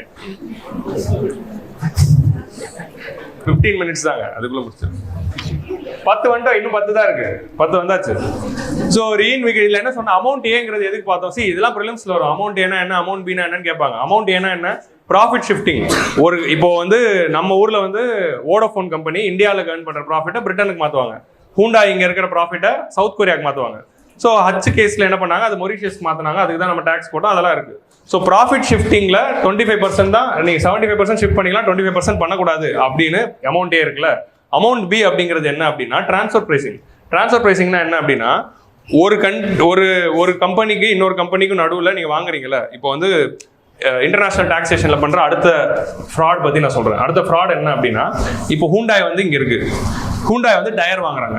அந்த டயரை வந்து ஹூண்டாய் என்ன பண்ணலாம், அவங்களோட ப்ராஃபிட்டை கம்மி பண்றதுக்காக என்ன பண்ணலாம், நான் சவுத் கொரியாலேருந்து ஒரு டயர் வாங்குறேன் அப்படின்னு சொல்லலாம், இல்லை ஆப்பிரிக்காலேருந்து ஒரு டயர் வாங்குறேன் அப்படின்னு சொல்லலாம். மேபி இப்படி வச்சுக்கலாம், பிரேசில்லேருந்து நான் டயர் வாங்குறேன் அப்படின்னு சொல்லலாம். அந்த பிரேசிலில் அந்த டயர் மேனுஃபேக்சரிங் கம்பெனி யாராக இருக்குன்னா, ஹூண்டாயோட சிஸ்டர் கம்பெனியாக தான் இருக்கும். ஸோ அந்த கம்பெனி கிட்ட இருந்து நான் டயர் வாங்குறேன் அப்படின்னு சொல்லிட்டு வேணும்ட்டு அதை டயரோட காஸ்ட்டை அதிகப்படுத்தி காட்டிட்டு அதிக செலவாகுது அப்படின்னு காட்டிட்டு ப்ராஃபிட்டை குறைக்கலாம். ஸோ இதுக்கு பேர் தான் ட்ரான்ஸ்ஃபர் பிரைசிங். ஒரே பேரண்ட் கம்பெனி கீழே இருக்க 2 சிஸ்டர் கம்பெனிஸ் வந்து ஒரு கம்பெனி டு இன்னொரு கம்பெனி நடக்கிற டிரான்சாக்ஷன்ஸ் அப்போ கம்மி விலைகளோ இல்லை அதிக விலைகளோ, அதே வந்து உங்களுக்கு அதிக ப்ராஃபிட் காட்டணும் அப்படின்னா கம்மி விலைக்கு விற்கலாம், கம்மி ப்ராஃபிட் காட்டணும் அப்படின்னா அதிக விலைக்கு விற்கலாம். ஸோ அப்படி பண்றதுனால ப்ராஃபிட் அதிகமாக காட்டி இன்வெஸ்ட்மெண்ட்ஸ் வாங்கணும் அப்படின்னா அப்படி வித்துக்கலாம், இல்ல டாக்ஸ் கம்மியா கட்டணும் அப்படின்னா கம்மியா வித்துக்கலாம். ஸோ இந்த மாதிரி பில்லிங் போடுறப்போ பண்றதா ட்ரான்ஸ்ஃபர் பிரைசிங். இந்த மாதிரி நிறைய கம்பெனிஸ் வந்து பண்ண ஆரம்பிச்சிட்டாங்க. இது மூலமா நமக்கு டாக்ஸேஷன் போகுது. ஸோ இந்த மாதிரி ட்ரான்ஸ்ஃபர் பிரைசிங் பண்ற கம்பெனிக்கு மேல ரெஸ்ட்ரிக்ஷன் கொண்டு வந்து அவங்க மேல டாக்ஸ் போடுறதுக்கு தான் அமௌண்ட் பி அப்படிங்கிறது சொல்லியிருக்காங்க. இதை தான் வந்து ஆர்ம்ஸ் லென்த் பிரின்சிபல் அப்படின்னு சொல்லுவாங்க. So it should be maintained அப்படின்னு. ஸோ இந்த விஷயத்தை வந்து they have brought as amount B. So amount என்ன ப்ராஃபிட் ஷிஃப்டிங். அமௌண்ட் பி வந்து இந்த ட்ரான்ஸ்ஃபர் பிரைசிங் ஆர்ம்ஸ் லென்த் பிரின்சிபலுக்கு. ஸோ இதுதான் வந்து அமௌண்ட் பி. இப்போ கிளியர் ஆயிடுச்சா? ஸோ இந்த amount A and amount B implement பண்ணணும் அப்படின்னா என்ன தேவைப்படுது அப்படின்னா, ஃபர்ஸ்ட் நமக்கு என்ன தேவைப்படுது, கடைசி லைன் வாங்க. So to enhance the capacity building, இப்போ இதெல்லாம் இம்ப்ளிமெண்ட் பண்ணணும் அப்படின்னா நம்மளோட டாக்ஸேஷன் அத்தாரிட்டிஸ்க்கு வந்து ஸ்கில் இருக்கணும். நம்மளோட ஐஆர்எஸ் ஆஃபீஸர்ஸ்க்கு ட்ரைனிங் தேவை. நம்ம ஐஆர்எஸ் ஆஃபீஸர்ஸ் ட்ரைனிங் எடுத்துருவாங்க. பட் எல்லா நாடு மொரிஷியஸ்ல இருக்க ஆஃபீஸருக்கும் ட்ரைனிங் வேணும், சுவிட்சர்லாண்டில் இருக்க ஆஃபீஸருக்கும் ட்ரைனிங், எல்லா ஊரில் இருக்கிற டாக்ஸ் அத்தாரிட்டிஸ்க்கும் கெப்பாசிட்டி பில்டிங் பண்ணணும். பில்லர் 1 எப்படி இம்ப்ளிமெண்ட் பண்ணணும், அமௌண்ட் ஏ எப்படி பண்ணணும், அமௌண்ட் பி எப்படி பண்ணணும் அப்படின்னு. ஸோ பில்லர் 2ல என்ன இருக்கு, குளோபல் மினிமம் டாக்ஸ். யாரா இருந்தாலும் மினிமம் 15 போடலாம். இப்போ நீங்க டாக்ஸ் 7ல போயிட்டு 5% கட்டினீங்கன்னா 10% ஹோம் கண்ட்ரில போட்டுக்கலாம். they can top up and make it 15. that is pillar 2. So இது குளோபல் மினிமம் டாக்ஸ்ல இன்னொரு 15% போட்டுக்கலாம் அப்படின்றோம். ஸோ இதெல்லாம் இம்ப்ளிமெண்ட் பண்றதுக்கான ஸ்கில் டெவலப்மெண்ட் வந்து நம்ம சவுத் ஏஷியா அகாடமி ஃபார் இந்த G20 கீழ we have started this program, South Asia Academy in India for tax and financial crime investigation in collaboration with OECD. OECDயும் G20 சேர்ந்து இந்தியால சவுத் ஏஷியா அகாடமி அப்படின்னு academy ஆரம்பிக்கிறாங்க. இது south Asian university கீழ வரப்போகுது. இந்த அகாடமி வந்து capacity building for the tax authorities பண்ண போறாங்க and crime investigation, so that they are able to implement. அதுக்கப்புறமா AEOI கொண்டு வந்திருக்கும், ஆட்டோமேட்டிக் எக்ஸ்சேஞ்ச் ஆஃப் இன்ஃபர்மேஷன் கிளாஸ்னு ஆல்ரெடி ஒன்று சொல்லியிருக்கேன்ல. ஆல்ரெடி கொண்டு வந்த ஆட்டோமேட்டிக் எக்ஸ்சேஞ்ச் ஆஃப் இன்ஃபர்மேஷன்ல என்ன வருது, மொரிஷியஸ்ல ஒரு இந்தியன் பிசினஸ்மேன் ஏதோ ஒரு பிசினஸ் ஆரம்பிக்கிறாருன்னா இமீடியட்டா அவரோட டீடைல்ஸ் அனுப்பிடணும். இவர் வந்து இங்க பிசினஸ் ஆரம்பிக்கிறாரு, இங்க இருந்து உங்க ஊருக்கு இம்ப்ளிமெண்ட் பண்றாருன்னா ஆட்டோமேட்டிக்லி இன்ஃபர்மேஷன் எக்ஸ்சேஞ்ச் பண்ணணும் அப்படின்னு ஒரு கிளாஸ் இருக்கு. இப்போ அதுல வந்து வெறும் வந்து பிசினஸ் ஆரம்பிக்கிறது பத்தியும் இன்வெஸ்ட்மெண்ட்ஸ் பத்தியும் தான் இருக்கு. இப்போ என்னன்னா ரியல் எஸ்டேட் டிரான்சாக்ஷன். அவர் அந்த ஊர்ல இப்போ வந்து ஒரு இந்தியன் போய் வெளிநாட்டுல எந்த கண்ட்ரில நிலம் வாங்கினாலும் இந்த மாதிரி வந்து real estate transactions. So automatic exchange of information for real estates கொண்டு வந்திருக்காங்க. இப்போ ஒரு இந்தியன் போயிட்டு சவுத் ஆஃப்ரிக்காவில் நிலம் வாங்குறாருன்னா இமீடியட்டா சவுத் ஆஃப்ரிக்கா அந்த டேட்டாவை கவர்மெண்ட் ஆஃப் இந்தியாவுக்கு அனுப்பணும். ஆட்டோமேட்டிக்கா நீ எக்ஸ்சேஞ்ச் பண்ணணும், இந்தியா கேட்டால் தான் கொடுக்கணும்னு இல்லை. ஸோ ரியல் எஸ்டேட் டிரான்சாக்ஷன் டேட்டாவும் AEOI-க்குள்ள இப்போ வரப்போகுது. இதுக்கு முன்னாடி வந்து வெறும் வந்து இன்வெஸ்ட்மெண்ட்ஸ் டேட்டா தான் அனுப்பிட்டு இருந்தாங்க. இப்போ ரியல் எஸ்டேட் டேட்டாவும் அனுப்பணும் அப்படிங்கிற ஒரு ரெக்கமெண்டேஷன் கொடுத்துருக்காங்க, இன்னும் இம்ப்ளிமெண்ட் பண்ணல. So that has been ordered. India's presidency's efforts on the wider adoption of AEOI, exploring the feasibility for the exchange of information with respect to real estate transaction. So that இன்னும் வந்து நம்ம வந்து டாக்ஸை வந்து அதுக்கு சேர்த்து போடலாம் அப்படிங்கிறது.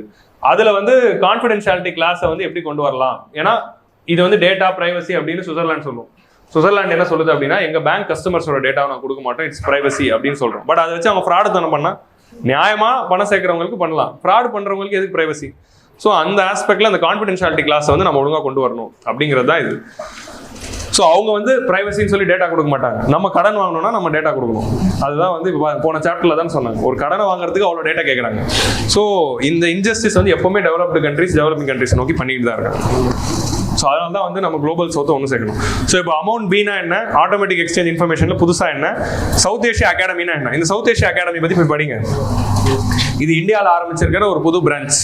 ஸோ அப்போ இதை பற்றி படிக்கணும். ப்ரிலிம்ஸ் பாயிண்ட் ஆஃப் வியூல கண்டிப்பாக ஏதாவது கேட்கலாம். ஸோ G20 கீழே இப்படி ஒரு அகாடமியை வந்து இந்தியாவில் ஆரம்பிச்சு அதில் வந்து ஆஃபீஸர்ஸ்க்கு ட்ரைனிங் கொடுக்கலாம் அப்படிங்கிற மாதிரி கேட்குறாங்க. ஸோ இதுக்கு முன்னாடி இப்படி தான் பிரிட்டிஷ் காலத்தில் ஒரு அகாடமி ஆரம்பிச்சு சிவில் சர்வீஸ் ஆஃபீஸர்ஸ்க்கு ட்ரைனிங் கொடுக்கலாம்னு ஆரம்பிச்சாங்க. பட் அது டக்குன்னு நிறுத்தி லண்டன் மாற்றிட்டாங்க. ஞாபகம் இருக்கா? இப்படி பார்த்தோன்னா உங்களுக்கு மெடிவல் மாடர்ன் இந்தியா ஞாபகம் வரணும். இதுக்கு முன்னாடி இப்படி ஒரு அகாடமி ஆரம்பிச்சு போயிடுச்சு அப்படின்னு. இப்படிதான் UPSC படிக்கணும். சரியா? மாடர்ன் இந்தியாவில் அப்போ அந்த டாபிக் வரப்போ இப்படிதான் இப்படி ஒன்று ஆரம்பிச்சிருக்காங்க அப்படின்னு. வெஸ்லிஸ் காலேஜ் இன் கல்கட்டா அப்படின்னு ஆரம்பிச்சிருப்பாங்க. தென் இந்தியாவில் போய் படிக்கணுமா, நாங்கள் லண்டன்ல தான் படிப்போம் அப்படின்னு ICS ஆஃபீஸர்ஸ்லாம் சொன்னதுனால லண்டன் மாத்திட்டாங்க. ஸோ 200 வருஷம் முன்னாடி நடந்துச்சு. தேவையில்லாத இந்த மாதிரி லிங்க்ல 10 வருஷம் படிச்சு தேவையில்லாததுல தேவைதான். வெஸ்லிஸ் காலேஜ் ஆஃப் கல்கட்டா அப்படி படிங்க. Unlocking trade growth. இப்போ வந்து நம்ம ஃபினான்ஸ் ட்ராக் முடிச்சிட்டோம். ஃபினான்ஸ்ல ஒரு 10 ஏரியா, அடுத்தது வந்து ஷெர்பா ட்ராக்ல ஒரு 10 ஏரியா.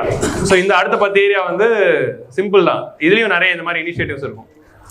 இப்போ இது வந்து நம்ம ஃபினான்ஸை தாண்டி வைடா போகிறோம். அதில் ட்ரேடு வருது, international shipping industries. So international shipping இண்டஸ்ட்ரீஸ்ல ஒரு பிரச்சனை இருக்கு. என்ன பிரச்சனை அப்படின்னா, டாக்குமெண்டேஷனை வந்து எல்லாரும் ஒன்னா வைக்கிறது இல்லை. இந்தியாவில் இருக்க ஷிப்பிங் கம்பெனி ஒரு மாதிரி டாக்குமெண்ட்ஸ் வைக்கிறாங்க. என்ன எக்ஸ்போர்ட் பண்றோம், என்ன இம்போர்ட் பண்றோம், என்ன கூடு போகுது. இப்போ இவே பில் அப்படின்னு ஒன்று இருக்குல்ல, அந்த இவே பில் ஷிப்பிங்கும் கொண்டு வந்தா அதான் இதில் இருக்க தாட் ப்ராசஸ். அப்படிலாம் அவங்க சொல்லலை, பட் அதோட அனாலஜி நான் ட்ரா பண்றேன்.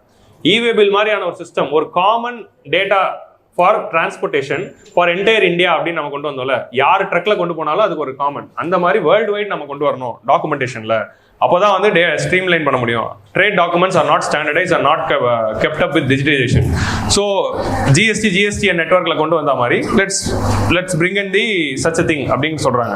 High level principles on digitisation of trade documents is an initiative of who அப்படின்னா நம்ம இன்டர்நேஷனல் மேரிடைம் ஆர்கனைசேஷன் போடலாம், இன்டர்நேஷனல் ஷிப்பிங் கார்பரேஷன் போடலாம், WTO ஆப்ஷன்ல இருக்கலாம். உங்களுக்கு புரியுதா? ஆனா G20 ஆன்சர். ஏன்னா நம்ம ஷிப்பிங் ட்ரேட் அப்படின்னு பார்த்துட்டோம். ட்ரேடுன்னு பார்த்தோம்னா நமக்கு WTOவும் இந்த மாதிரி தான் ஞாபகம் வரும். பட் G20யோட ஒரு initiative. So high level principles on digitisation of trade documents அப்படின்னு ஒன்று நம்ம இங்கே ஆரம்பிக்கிறோம். அதே மாதிரி G20 generic framework for mapping global value chain அப்படின்னு ஒரு இனிஷியேட்டிவ் வந்து we have started. ஸோ இந்த global value செயின்ஸ்ல developed கண்ட்ரிஸோட பார்ட்டிசிபேஷனை அதிகப்படுத்துறதுக்காக we have started this G20 ஒரு ஃப்ரேம் ஒர்க். எப்படின்னா குளோபல் வேல்யூ செயின்ல பார்ட்டிசிபேட் பண்ணதுனால தான் இந்தியாவுக்கு பூஸ்ட் ஆயிருக்கு. ஸோ அதில் எப்படி பார்ட்டிசிபேஷன் அதிகப்படுத்தலாம் அப்படிங்கிறதுக்கு ஒரு இனிஷியேட்டிவ். நெக்ஸ்ட் வந்து Jaipur call of action fostering the access to information for MSME. Jaipur call of ஆக்ஷன்னா என்ன அப்படின்னா, ஸோ இது கேட்கலாம், Jaipur call of action is related to what? It is related to MSME. So இந்த மாதிரி டேட்டா வந்து நிறைய இருக்கு, அதனால தான் இதை நடத்திக்கிட்டு இருக்கேன். It is if adequately implemented, it will provide accessibility to trade related information to them. So MSMEs க்கு trade related informations எல்லாம் எப்படி கொடுக்கலாம், எப்படி டெவலப் பண்ணலாம் அப்படிங்கிறதுக்கு ஒரு ஆக்ஷன் பிளான். ஸோ MSME ரிலேட்டடா ஜெய்ப்பூர் கால் ஆஃப் ஆக்ஷன் ஜெய்ப்பூர்ல நடந்த மீட்டிங்ல முடிவு எடுத்திருக்காங்க. G20 generic framework for mapping global value chains so that அந்த எக்ஸ்போர்ட்டை பூஸ்ட் பண்றதுக்கு. அப்புறம் digitisation of trade documents. So trade ரிலேட்டடா 3 இனிஷியேட்டிவ் வந்து கொண்டு வந்திருக்காங்க இந்த G20ல. ஒரு ஊர்ல ஒன்று கொண்டு வந்திருப்பாங்க. ஸோ ஃபர்ஸ்ட் வந்து ட்ரேடு, அடுத்தது வந்து ஃபியூச்சர் ஸ்கில். ஸோ வந்து skill mapping and labour mobility வந்து அடுத்த ஏரியா. லேபர் மொபிலிட்டி ஸ்கில் மேப்பிங்னா என்ன அப்படின்னா, ஃபியூச்சர் ஸ்கில்ஸ்க்கு என்னென்ன ஸ்கில்ஸ் தேவை அப்படிங்கிறத ஃபர்ஸ்ட் தெரிஞ்சுக்கணும். நம்ம நாட்டு மக்களுக்கு எந்தெந்த ஸ்கில் இருக்கு, எந்தெந்த ஸ்கில் இல்லை, எந்தெந்த ஸ்கில்லுக்கு ஸ்கில் ட்ரைனிங் கொடுக்கணும் அப்படிங்கிற ஒரு தெளிவு இருக்கணும். இவங்களுக்கு இந்த ஸ்கில் இருக்கு, இந்த ஸ்கில் இல்லைனா தான் இல்லாதவங்களுக்கு அந்த இருக்கிற ஸ்கில்லை கொடுக்க முடியலாம். ஆல்ரெடி ஸ்கில் இருக்கிறவங்களுக்கு என்ன வேலை அப்படின்னு முடிவு பண்ண முடியலாம். ஸோ இதுதான் ஸ்கில் மேப்பிங். யாருக்கு என்னென்ன ஸ்கில் இருக்குன்னு மேப் பண்ணாதான் என்னென்ன ஸ்கில்க்கு ட்ரைனிங் கொடுக்கணும் அப்படின்னு தெரிய வரும். ஸோ அது ஃபியூச்சர் ஸ்கில்க்கு ஏற்ற மாதிரி நம்ம வந்து மேப் பண்ணணும். அடுத்தது லேபர் மொபிலிட்டி வந்து அடுத்த சேலஞ்ச். இப்போ என்டையர் வேர்ல்டுக்குள்ள வந்து நம்ம கிட்ட டெமோகிராஃபிக் டிவிடெண்ட் இருக்கு, நிறைய இடத்துல வந்து டெமோகிராஃபிக் டெபிசிட்டா இருக்கு. ஸோ ஓல்ட் ஏஜ் பாப்புலேஷன் அதிகமாயிட்டு இருக்கு, ஒர்க்கர்ஸ் இல்லை. ஸோ நம்ம இந்தியா வந்து can be supplier of the workers அப்படின்னு வச்சுக்கலாம். ஸோ அப்படி இருக்கிறப்போ நம்ம ஆல்ரெடி அதுக்கு வந்து இந்த விதேஷி கௌஷல் விகாஸ் யோஜனா அப்படின்னு கொண்டு வரும். இன்டர்நேஷனல் ஸ்கில் டெவலப்மெண்ட் கார்பரேஷனே ஒன்று ஆரம்பிச்சிருக்கும்.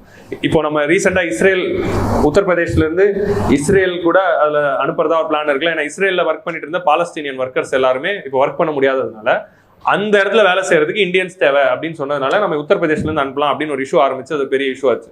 So all this things. So அந்த மாதிரி லேபர் மொபிலிட்டிக்குள்ள இருக்கிற ப்ராப்ளம்ஸ் எல்லாத்தையும் சால்வ் பண்ணணும். இப்போ நீங்க யூஎஸ் போனோம்னா H1B விசா தேவை. ஒரு ஊருக்கு போனால் இந்த மாதிரி விசா நார்ம்ஸ்லாம் டைட்டாக இருக்கு. இப்படி விசா நார்ம்ஸ் டைட்டாக வச்சா உங்களுக்கு எப்படி லேபர் மொபிலிட்டி இருக்கும்? ஃபேக்டர்ஸ் ஆஃப் ப்ரொடக்ஷன் ஃப்ரீயாக மூவ் ஆகணும், நீங்கள் தானே சொன்னீங்க.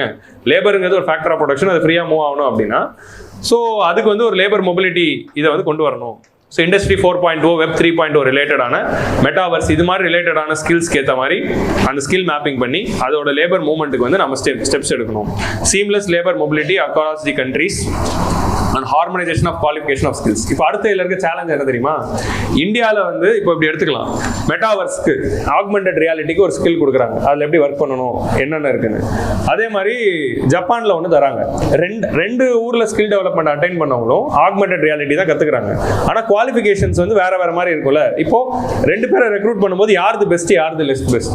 ஸோ அப்போ குளோபல் லெவலில் ஒரு ஸ்கில்லுக்கும் what are all the standard. இப்போ நீங்கள் வந்து பிஏ டிகிரினா ஒரு ஸ்டாண்டர்ட் இருக்குல்ல, யூஜிசி கொடுக்குறாங்க. எம்ஏ டிகிரினா ஒரு ஸ்டாண்டர்ட், பிஇனா ஒரு ஸ்டாண்டர்ட். அந்த சிலபஸ் என்ன, கரிக்குலம் என்ன, குவாலிஃபிகேஷன்ஸ் என்ன அப்படிங்கிற அந்த ஸ்டாண்டர்ட் செட்டிங்ஸ் வந்து ஃபியூச்சர் ஸ்கில்ஸ்க்கு இப்பயே நம்ம ரெடி பண்ணோம். அது வேர்ல்டு வைடா நம்ம அப்ளை பண்ணோம். அப்போதான் இன்டர்நேஷனல் மொபிலிட்டி நடக்கும். இப்போ இந்தியன் ஒர்க்கரை எப்போ வந்து இங்கிலாந்துல வேலைக்கு எடுப்பாங்க. ஸோ இங்க இருக்கிற எஜுகேஷனை அங்க ரெகக்னைஸ் பண்ணாதான். ஸோ அப்போ சவுத் ஆப்பிரிக்காவில் இருக்க எஜுகேஷனை இங்க ரெகக்னைஸ் பண்ணாதான் அங்க இருக்கிற ஒர்க்கர் இங்க வந்து வேலை செய்ய முடியும். ஸோ அந்த மாதிரி வந்து நம்ம இன்டர்நேஷனல் லெவலில் ஃபியூச்சர் ஸ்கில்ஸ்க்கு நம்ம ஹார்மனைசேஷன் கொண்டு வந்தால் தான் மைக்ரேட்டிங் பாத்வேஸ் வந்து நடக்கும் அப்படின்னு சொல்றாங்க. Policy principles to address the global skills gap and harmonising taxonomies. So அப்படிங்கிற ஒரு ரிப்போர்ட் கீழே இதெல்லாம் கொண்டு வரணும் அப்படிங்கிறத we have told. ஸோ இது ஒரு இனிஷியேட்டிவ். அப்புறமா வந்து ரீகமிட்டிங் டு அச்சீவ் எஸ்டிஜிஸ். எஸ்டிஜிஸ் வந்து 2030 அச்சீவ் பண்ணோம்ல, 12% தான் அச்சீவ் பண்ணியிருக்கோம். இன்னும் 88% கோல் அச்சீவ் பண்ணவே இல்லை. வேர்ல்டு வைடோட அச்சீவ்மெண்ட், இந்தியாவோடதுல வேர்ல்டு வைடோட அச்சீவ்மெண்ட் ரேட்டே அவ்வளோதான். அதை இன்டர்நேஷனல் கொலாபரேஷன் மூலமாக தான் ஸ்கேல் அப் பண்ண முடியும். அதுக்காக G20 high level principle to accelerate progress on SDGs அப்படின்னு we adopted our resolution so that SDGs வந்து குயிக்காக வந்து ரீச் பண்ணணும் அப்படிங்கிறதுக்காக. இது அப்படியே நீங்கள் நோட்ஸ் வரும், இந்த நோட்ஸ் வச்சு பாருங்க. அதே மாதிரி வந்து Goa road map for tourism அப்படின்னு ஒன்று ரிலீஸ் பண்ணியிருக்காங்க. So that eco tourism and future tourism வந்து கிளைமேட் சென்சிட்டிவாக இருக்கணும் அப்படிங்கிறதுக்காக they have brought in. அதே மாதிரி வந்து culture as a transformative driver of SDGs. So நம்மளுடைய டெவலப்மெண்ட்டை நோக்கி நம்ம போறப்போ கல்ச்சர் வந்து ஒரு எசென்ஷியல் டூல் தான். இப்போ விஸ்வகர்மா யோஜனா அப்படிங்கிறது என்ன பண்றாங்க, நம்ம கல்ச்சரையும் ப்ரொடெக்ட் பண்ணியாச்சு, அட் தி சேம் டைம் எம்ப்ளாய்மெண்ட்டும் ஜென்ரேட் பண்ணியாச்சு. அதே மாதிரி தான் geographical indication tags, one district one product, இது எல்லாமே நம்மளுடைய ப்ராடக்ட்ஸை நம்ம ஸ்ட்ரென்தனும் பண்றோம், ட்ரேடும் அதிகப்படுத்துறோம். ஸோ அந்த மாதிரி எஸ்டிஜி அச்சீவ் பண்ணும்போது கல்ச்சரையும் நம்ம ப்ரொடெக்ட் பண்ணிட்டு அதன் மூலமா எக்கனாமிக் கான்ட்ரிபியூஷன் ஏதாவது வருதா அப்படிங்கிறது பார்க்கணும் அப்படின்றாங்க. So culture as a transformative driver for SDG அப்படிங்கிற ஒரு ரெசல்யூஷனை கொண்டு வந்து இந்த எலிமெண்ட் பற்றி பேசுகிறாங்க. கோவா ரோட் மேப் ஃபார் டூரிசமில் வந்து எக்கோ டூரிசம் பற்றி பேசுகிறாங்க. அப்புறம் eliminating hunger and mall nutrition.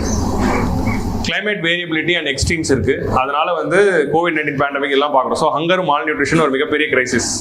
Deccan high level principles for food security and nutrition. So இது எந்த ஊரில் பாஸ் பண்ணியிருப்பாங்கன்னு நினைக்கிறீங்க? இப்போ ஜெய்ப்பூர்னா ஜெய்ப்பூர்ன்றாங்க, கோவானா கோவான்றாங்க. இதுக்கு முன்னாடி டெக்கான்னு கொடுத்துருக்காங்க. அப்போ எந்த ஊராக இருக்கும்? ஹைதராபாத். டெக்கான்னா ஹைதராபாத் தான். ஹைதராபாத் டெக்கான் சுல்தானேட்டோட கேபிட்டலாக இருந்தது ஹைதராபாத்துங்கிறதுனால ஹைதராபாத் டெக்கான் அப்படின்னு சொல்லுவாங்க. So Deccan high level principles for food security and nutrition அப்படிங்கிறது ஹைதராபாத்தில் பாஸ் பண்ணுது. For tackling the climate change, protecting natural resources and transitioning to sustainable agriculture. So இது மூலமாக வந்து we have to make sure that food security and nutrition is ensured. So food செக்யூரிட்டியும் ensure பண்ணணும், நியூட்ரிஷனையும் ensure பண்ணணும், climate சஸ்டைனபிளாக இருக்கணும் அப்படின்னா அதுக்கு பெஸ்ட் ஆப்ஷன் வந்து மில்லட்ஸ் தான்.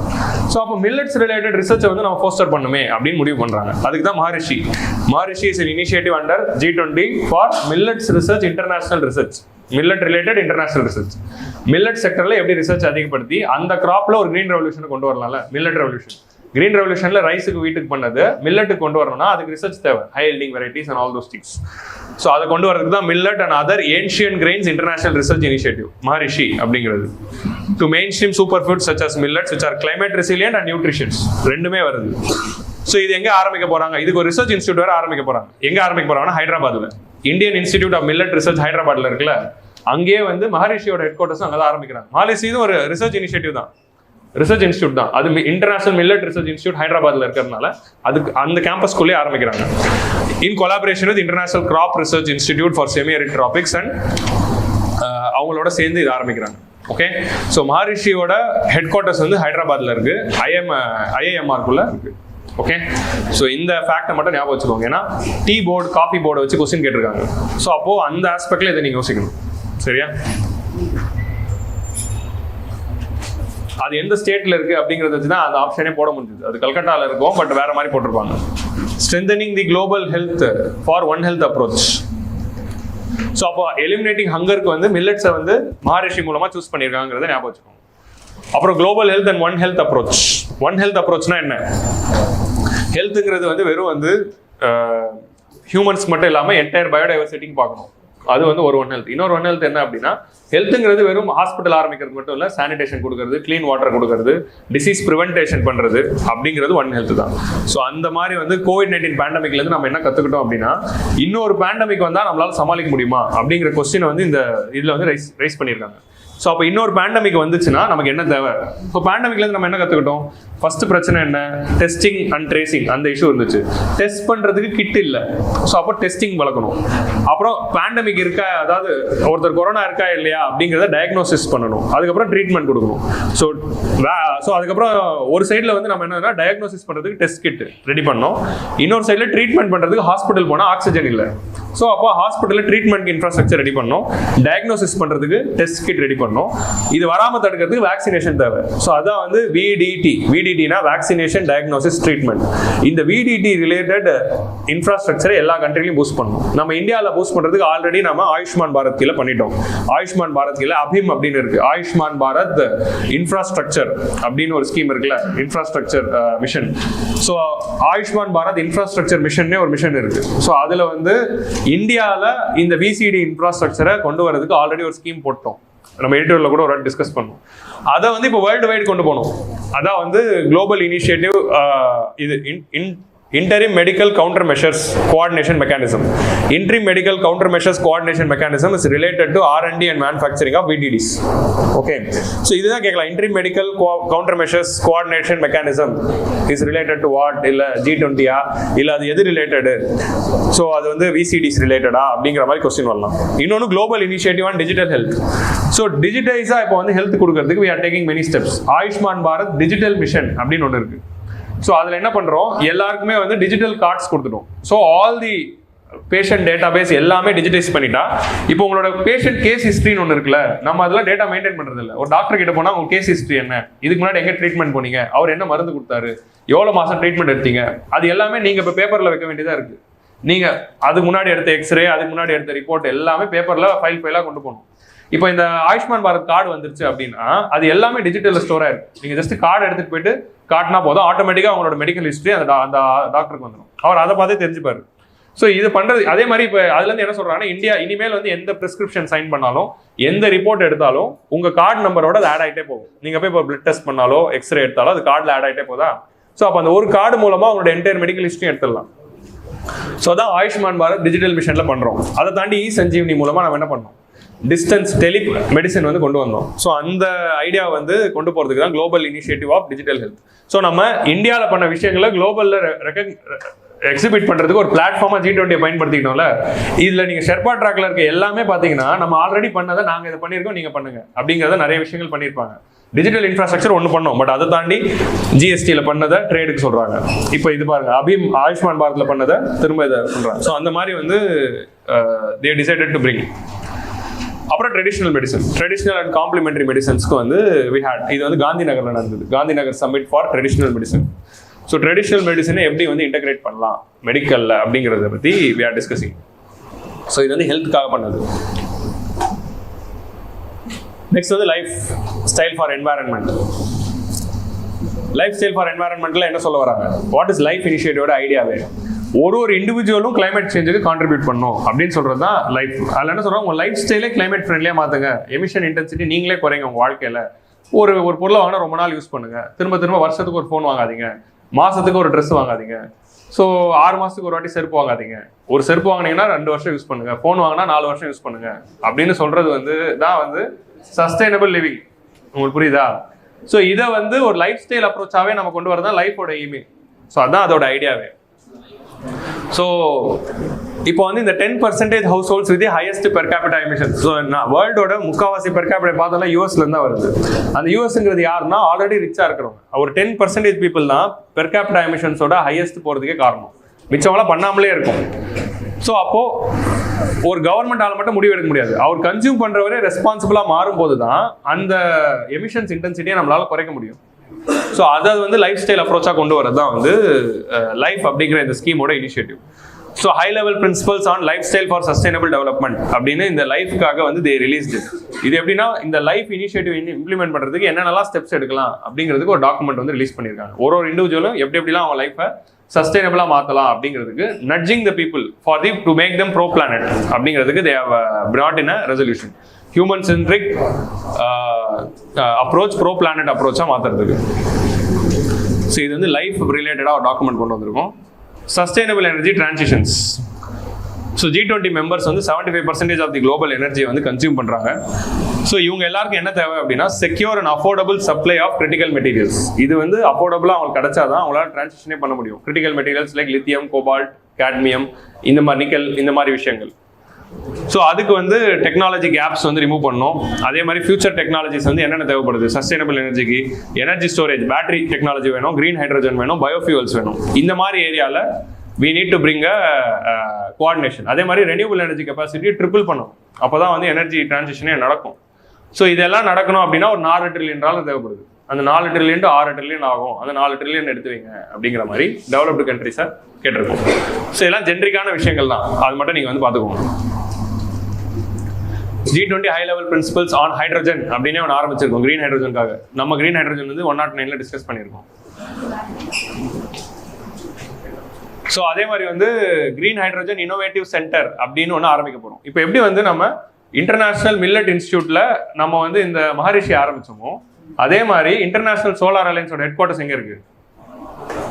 குருகிராம்ல இருக்கு. இன்டர்நேஷனல் சோலார் ரிசர்ச் இன்ஸ்டியூட் இருக்குல்ல, இல்ல Indian institute of solar energy இருக்குல்ல, அது வந்து எங்க இருக்குன்னா குருகிராம்ல இருக்கு. அதோட ஹெட் குவார்ட்டர்ஸ்குள்ள தான் இன்டர்நேஷனல் சோலார் அலையன்ஸோட ஹெட் குவார்ட்டர்ஸ் இருக்கு. அது பிரைம் மினிஸ்டர் இனாகிரேட் பண்ணாரு. அந்த ஹெட் குவார்ட்டர்ஸ்குள்ள கிரீன் ஹைட்ரஜன் இன்னோவேட்டிவ் சென்டர் அப்படின்னு ஒன்று ஆரம்பிக்க போறோம் G20யோட சப்போர்ட்ல. அங்க green hydrogen related technology research பண்ண போறோம்.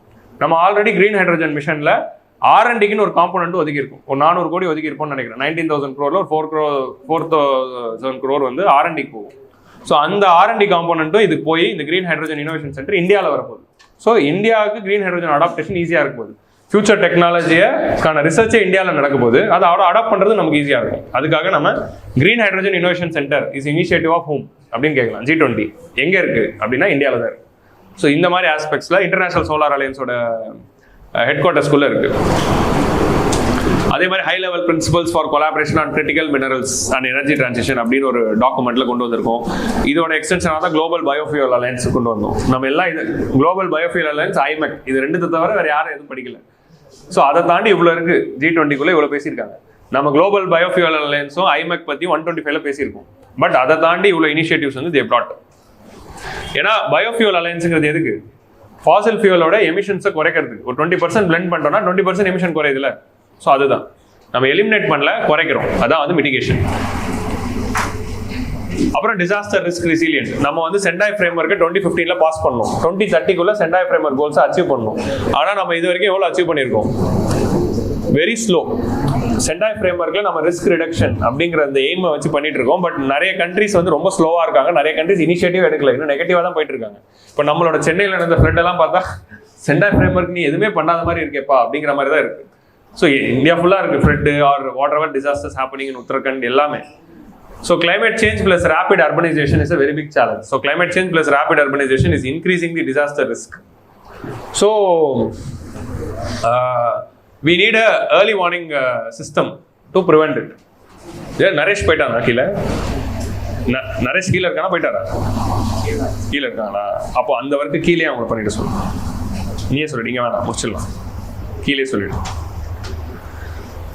So climate change and rapid urbanization is the main problem for the future. So அதனாலே வந்து disaster risk வந்து இன்னும் அதிகமாயிட்டு இருக்கு, vulnerability வந்து இன்னும் அதிகமாயிட்டு இருக்கு. ஸோ அதனால வந்து நம்ம என்ன பண்றோம், இந்த கிளைமேட் சேஞ்ச் ரேபிட் அர்பனைசேஷனால வரக்கூடிய டிசாஸ்டர் ரிஸ்க்கை குறைக்கணும். அதுக்கு ஒரு சில ஸ்டெப்ஸ் எடுக்கணும்.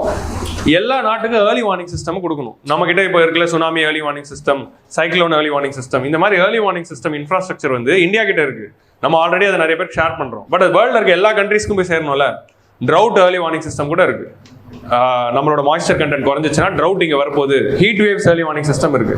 ஸோ இந்த மாதிரி சிஸ்டம் எல்லாமே எல்லா நாடுகளுக்கும் கொண்டு போய் சேர்க்கணும். ஏன்னா அதான் அடாப்டேஷன் மெத்தட்ல ஒரு எக்ஸாம்பிள் இது. ஏர்லி வார்னிங் சிஸ்டம் கிளைமேட் சேஞ்ச்னால நடக்க போகுது, ஆனால் அது வர்றதை அடாப்ட் பண்ணிக்கிறதுக்கு நம்ம கிட்ட கேப்பபிலிட்டி இருக்கணும். ஸோ அப்போ டிசாஸ்டர் ரிஸ்க் ரிடக்ஷன்ல ஏர்லி வார்னிங் சிஸ்டம் அப்படிங்கிறது ஒரு முக்கியமான infrastructure which should go to all the countries. அதோட ஆக்சசிபிலிட்டி அதிகப்படுத்துறதுக்கு ஏர்லி வார்னிங் சிஸ்டம் இனிஷியேட்டிவ் அப்படின்னு ஒன்று நம்ம கொண்டு வரணும். Disaster risk reduction working group கீழே they are working on it. அப்புறம் we all know building on digital public infrastructure. Actually இந்த ஏர்லி வார்னிங் சிஸ்டம்க்கு ஒர்க் வந்து இந்தோனேஷியாலே ஆரம்பிச்சிட்டோம். நான் இந்தோனேஷியா பற்றி G20 போன வருஷம் எடிட்டோரியல் நடத்துறப்பவே இந்தோனேஷியன் G20 சமிட்டோட அவுட்கம்ஸ் நடத்தியிருப்பேன். அதுலேயே வந்து early warning system for Africa அப்படின்னு ஒரு இனிஷியேட்டிவ் ஆரம்பிச்சு ஆஃப்ரிக்கன் கண்ட்ரீஸ்லாம் ஏர்லி வார்னிங் சிஸ்டம் கொண்டு வரணும்ட்டு ஒரு இனிஷியேட்டிவ் ஆரம்பிச்சிருப்பாங்க. ஸோ லாஸ்ட் இயர் G20லேயே, இந்த வருஷம் G20ல இது.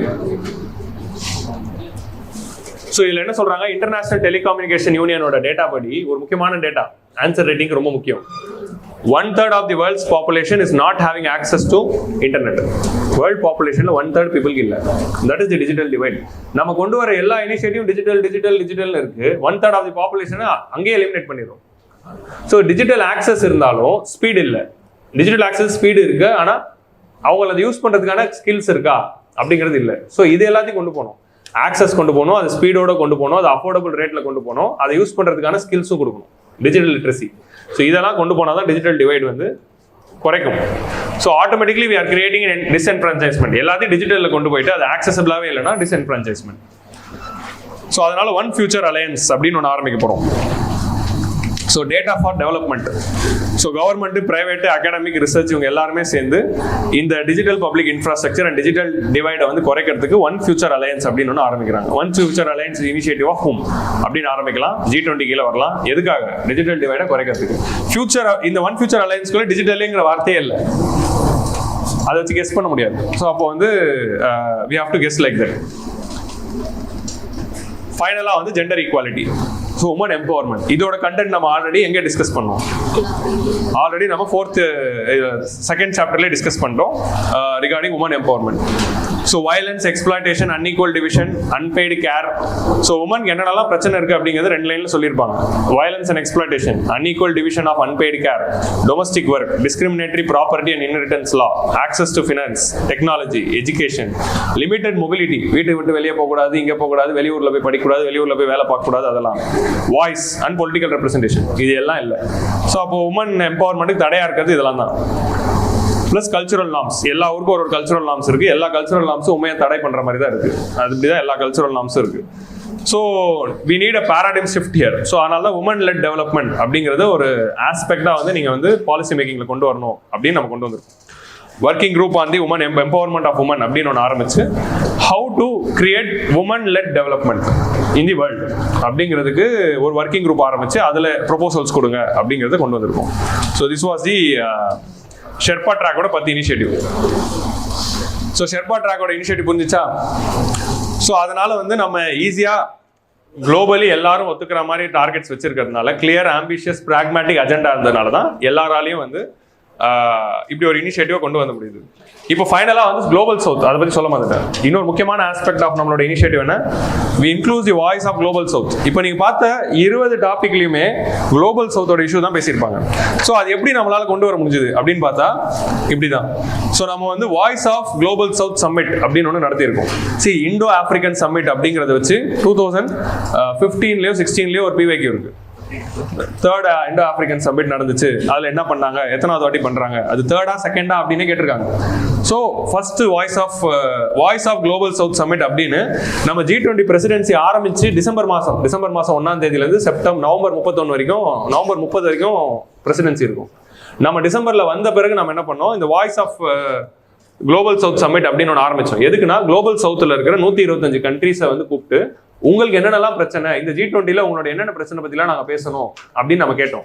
அவங்க சொன்ன அந்த விஷயங்களை இன்கார்பரேட் பண்ணி தான் நம்ம இந்த 20 அவுட்கம்ஸையும் கொண்டு வந்தோம். So how India is acting as a voice of global south. IRல கொஸ்டின் வருதுன்னா G20ல இருக்கிற அந்த 20 டிஸ்கஸ் பண்ணிட்டு இதெல்லாம் பேசலாம். ஓகே. ஸோ அதே மாதிரி வந்து நடந்து முடிஞ்ச பிறகு நவம்பர் மாதம் நம்ம செப்டம்பர்ல சம்மிட் முடிஞ்சது. அக்டோபர்ல வந்து திரும்ப ஒரு டிஜிட்டல் சம்மிட் நடத்தணும். நவம்பர் மாதம் என்ன பண்ணோம், திரும்ப 2nd. ஸோ ஆல்ரெடி 2 முடிஞ்சிச்சு. Voice of global south summit அப்படின்னு 2வது சம்மிட்டும் நம்ம நடந்து முடிஞ்ச பிறகு பார்த்தீங்களா நீங்கள் சொன்னதெல்லாம் பண்ணிட்டோம், சூப்பரானாங்க அப்படின்னு கேட்டோம். அவங்களும் ஆமாப்பா நீ சூப்பர்ப்பா அப்படின்னு. இதெல்லாம் ஏன் பண்ணுறோம் அப்படின்னா, நாளைக்கு நம்ம இன்டர்நேஷனல் லெவல் ரிஃபார்ம்ஸ் இல்லை டெவலப்மெண்ட் அஜெண்டா எது கொண்டு வந்தாலும் நம்ம சஜஸ்ட் பண்ணுறதுல அவங்களோட சப்போர்ட் தேவை. இப்போ யூஎன்எஸ்சியில் இந்தியாவுக்கு அகேன்ஸ்டாக ஒரு ரெசல்யூஷன் வருது அப்படின்னா இவங்க மெம்பர்ஸ்லாம் நமக்கு சப்போர்ட்டாக ஓட்டு போடணும். இல்லை நம்ம வந்து இன்டர்நேஷனல் லெவலில் ஒரு இனிஷியேட்டிவ் கொண்டு வரோம்னா 120 ஓட்டு கிடைக்கணும். இப்போ நம்ம மில்லட்ஸ் அப்படின்னு ஒன்று கொண்டு வந்தோம், இன்டர்நேஷனல் இயர் ஆஃப் மில்லட்ஸ் அப்படின்னு சொன்னோன்னே எல்லாரும் சப்போர்ட் பண்ணுறாங்களே. லைஃப் அப்படின்னு ஒன்று கொண்டு வர சப்போர்ட் பண்ணுறாங்க, சோலார் அலையன்ஸ் அப்படின்னு சொன்னால் சப்போர்ட் பண்ணுறாங்க.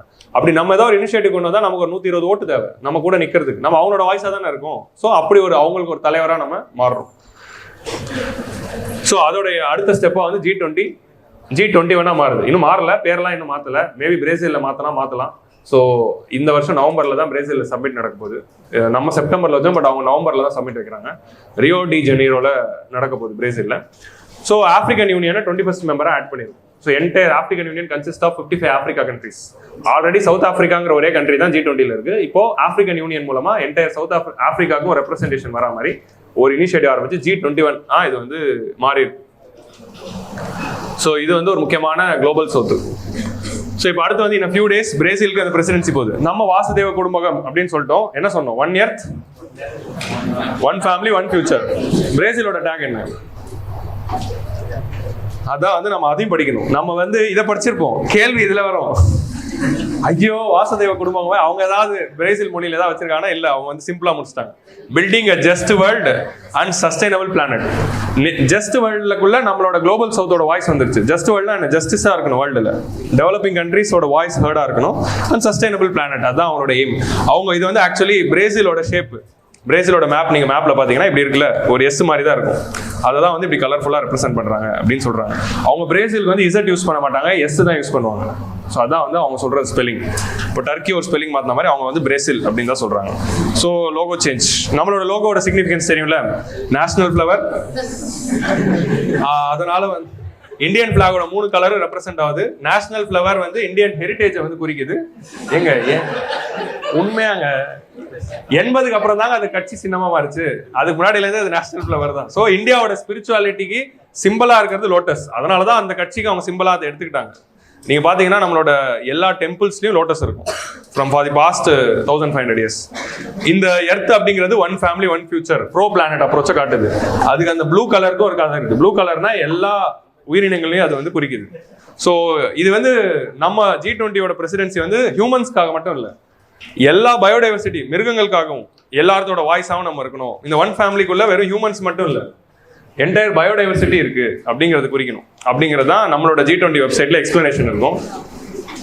இப்போ அவங்களோட பிரசிடென்சில வந்து நடக்குது. இப்போ நம்ம பிரசிடென்சில நம்ம முடிவு பண்ண நிறைய விஷயங்கள் வந்து கரெக்டா நடக்கணும் அப்படின்னா அடுத்து பிரேசில்லையும் வந்து அதை அவங்க கொண்டு போகணும். ஸோ பிரேசில் வந்து என்ன சொல்லியிருக்காங்க, எங்களோட ஃபோக்கஸ் வந்து social inclusion, fight against hunger, energy transition, sustainable development, reform of the global governance institutions. இதுதான் எங்களோட ஃபோக்கஸாக இருக்க போதுன்னு சொல்லிட்டாங்க. ஸோ அவங்களும் அதுக்கு தொடர்ந்தாதான் இதெல்லாம் நடக்கும். ஸோ அப்போ பிரேசிலோட சம்மிட் நடக்கிறப்போ இந்தியா கோஆர்டினேட் பண்ணி அதெல்லாம் இம்ப்ளிமெண்ட் பண்ண வைக்கணும். ஸோ இந்தியாவிலேருந்து அது போயிடுச்சு. ஸோ பிரேசிலுக்கு அடுத்து யார்கிட்ட போகுது? South Africa. ஸோ இந்தோனேஷியா கிட்ட இந்தியா வந்து இந்தியாவிலேருந்து பிரேசிலுக்கு போய் பிரேசிலேருந்து சவுத் ஆப்பிரிக்காக்கு போகுது. 4மே வந்து குளோபல் சவுத் தான். ஸோ இது மூலமாகவே நம்ம குளோபல் சவுத்துக்கு ஒரு வாய்ஸாக வந்து இருக்கலாம் அப்படிங்கிறது சொல்றாங்க. சரியா? ஸோ இதோட வந்து நம்ம வந்து எக்கனாமிக் சர்வே செஷனை முடிச்சுக்கிறோம். Alphabetical will wind up. So எல்லாரும் என்ன பண்ணணும் அப்படின்னா, தேங்க்யூ. 5வது வருஷமும் முடிச்சாச்சு. மேபி ஜூலையில் இன்னொரு வாட்டி வைக்கலாம். ஸோ பார்ப்போம். நெக்ஸ்ட் வந்து இதுலேருந்து என்ன தெரிஞ்சுக்கணும் அப்படின்னா, இந்த டாக்குமெண்ட் எப்படி படிக்கணும். நான் இப்போ நோட்ஸ் போடுவேன். நோட்ஸ் எல்லாம் போடுவேன்னா மெயின் டெலிகிராம் சேனலில் போடுவேன். நீங்கள் இருக்கிற எல்லா குரூப்ஸையும் நோட்ஸ் போடுவேன். அந்த பிடிஎஃப் டவுன்லோட் பண்ணிட்டு ஒரு வாட்டி ரீட் பண்ணுங்க. ரீட் பண்றப்போ உங்களால் ரீகால் பண்ண முடியல அப்படின்னா வீடியோ பார்த்துக்கலாம். யூடியூப்ல வீடியோ வந்துடும். வித்தின் 10 daysக்குள்ள வீடியோ வந்துடும். ஸோ வீடியோ பார்த்துக்கலாம். இதுல இருந்து நிறைய டேட்டா இருக்கு. எல்லா டேட்டாவும் இப்போ பிலிம்ஸ்க்கு மனப்பாடம் பண்ண வேணாம். பாதி விஷயம் இதுக்கு மெயின்ஸுக்கு தான். இதுல இருந்து பிலிம்ஸ்க்கு எது வரும் அப்படின்னு நான் சொன்னனோ அதை மட்டும் நீங்க எடுத்து படிச்சா போதும். சரியா? ஸோ பிலிம்ஸ்க்கு எது தேவை, மெயின்ஸ்க்கு எது தேவை அப்படின்னா அதை டிவைட் பண்ணி படிக்க தெரியணும். மெயின்ஸ்க்கு நிறைய கொஸ்டின்ஸ்க்கான ஆன்சர் இதுக்குள்ள இருக்கு. அதுக்கெல்லாம் நீங்க இன்டர்நெட்ல போய் சர்ச் பண்ணி எதையோ படிக்காம இதை படிச்சு எழுதினாலே போதும். நீங்க எக்ஸாம் ஹாலில் போயிட்டு குளோபல் சவுத்னு ஒரு கொஸ்டின் வந்தா தெரியாதுன்னு முடிக்க தேவையில்ல. இந்த 10 பாயிண்ட் தான் ஆன்சர். இதை தாண்டி வேற எந்த இன்ஸ்டியூட்டாலும் எந்த ஆன்சரையும் கொடுக்க முடியாது. So that is the logic. இப்போ நோட்டிஃபிகேஷன் வந்துருச்சு. அப்போதான் இந்த மீம் வந்து ஞாபகம் வந்தது. யூபிஎஸ்சி நோட்டிபிகேஷன் வந்தா படிப்பேன் அப்படின்னு சொன்னல, வந்துட்டேன், போய் படி. நான் அவங்க வீட்டுக்கு வந்தா அடிப்பேன். அந்த காமெடி பார்த்துருக்கீங்களா? இதுதான் நோட்டிபிகேஷன், இதுதான் நாம. நான் வந்ததும் பிலிம்ஸ்க்கு சீரியஸா படிக்க ஸ்டார்ட் பண்ணேன்னு சொன்னல, நான் வந்துட்டேன், படி. இன்னும் 90 நாள் தான் இருக்கு, 90 days தான் இருக்கு. அதுக்குள்ள நாம we have to prepare. So with this we are winding up. The end. ஆமஞ்சரின்னு கண்டுபிடிச்சிட்டீங்களா? போன வாட்டி லூனி டூன்ஸ் வந்துச்சு, இந்த வாட்டி டாம் அண்ட் ஜெர்ரி வந்துச்சு.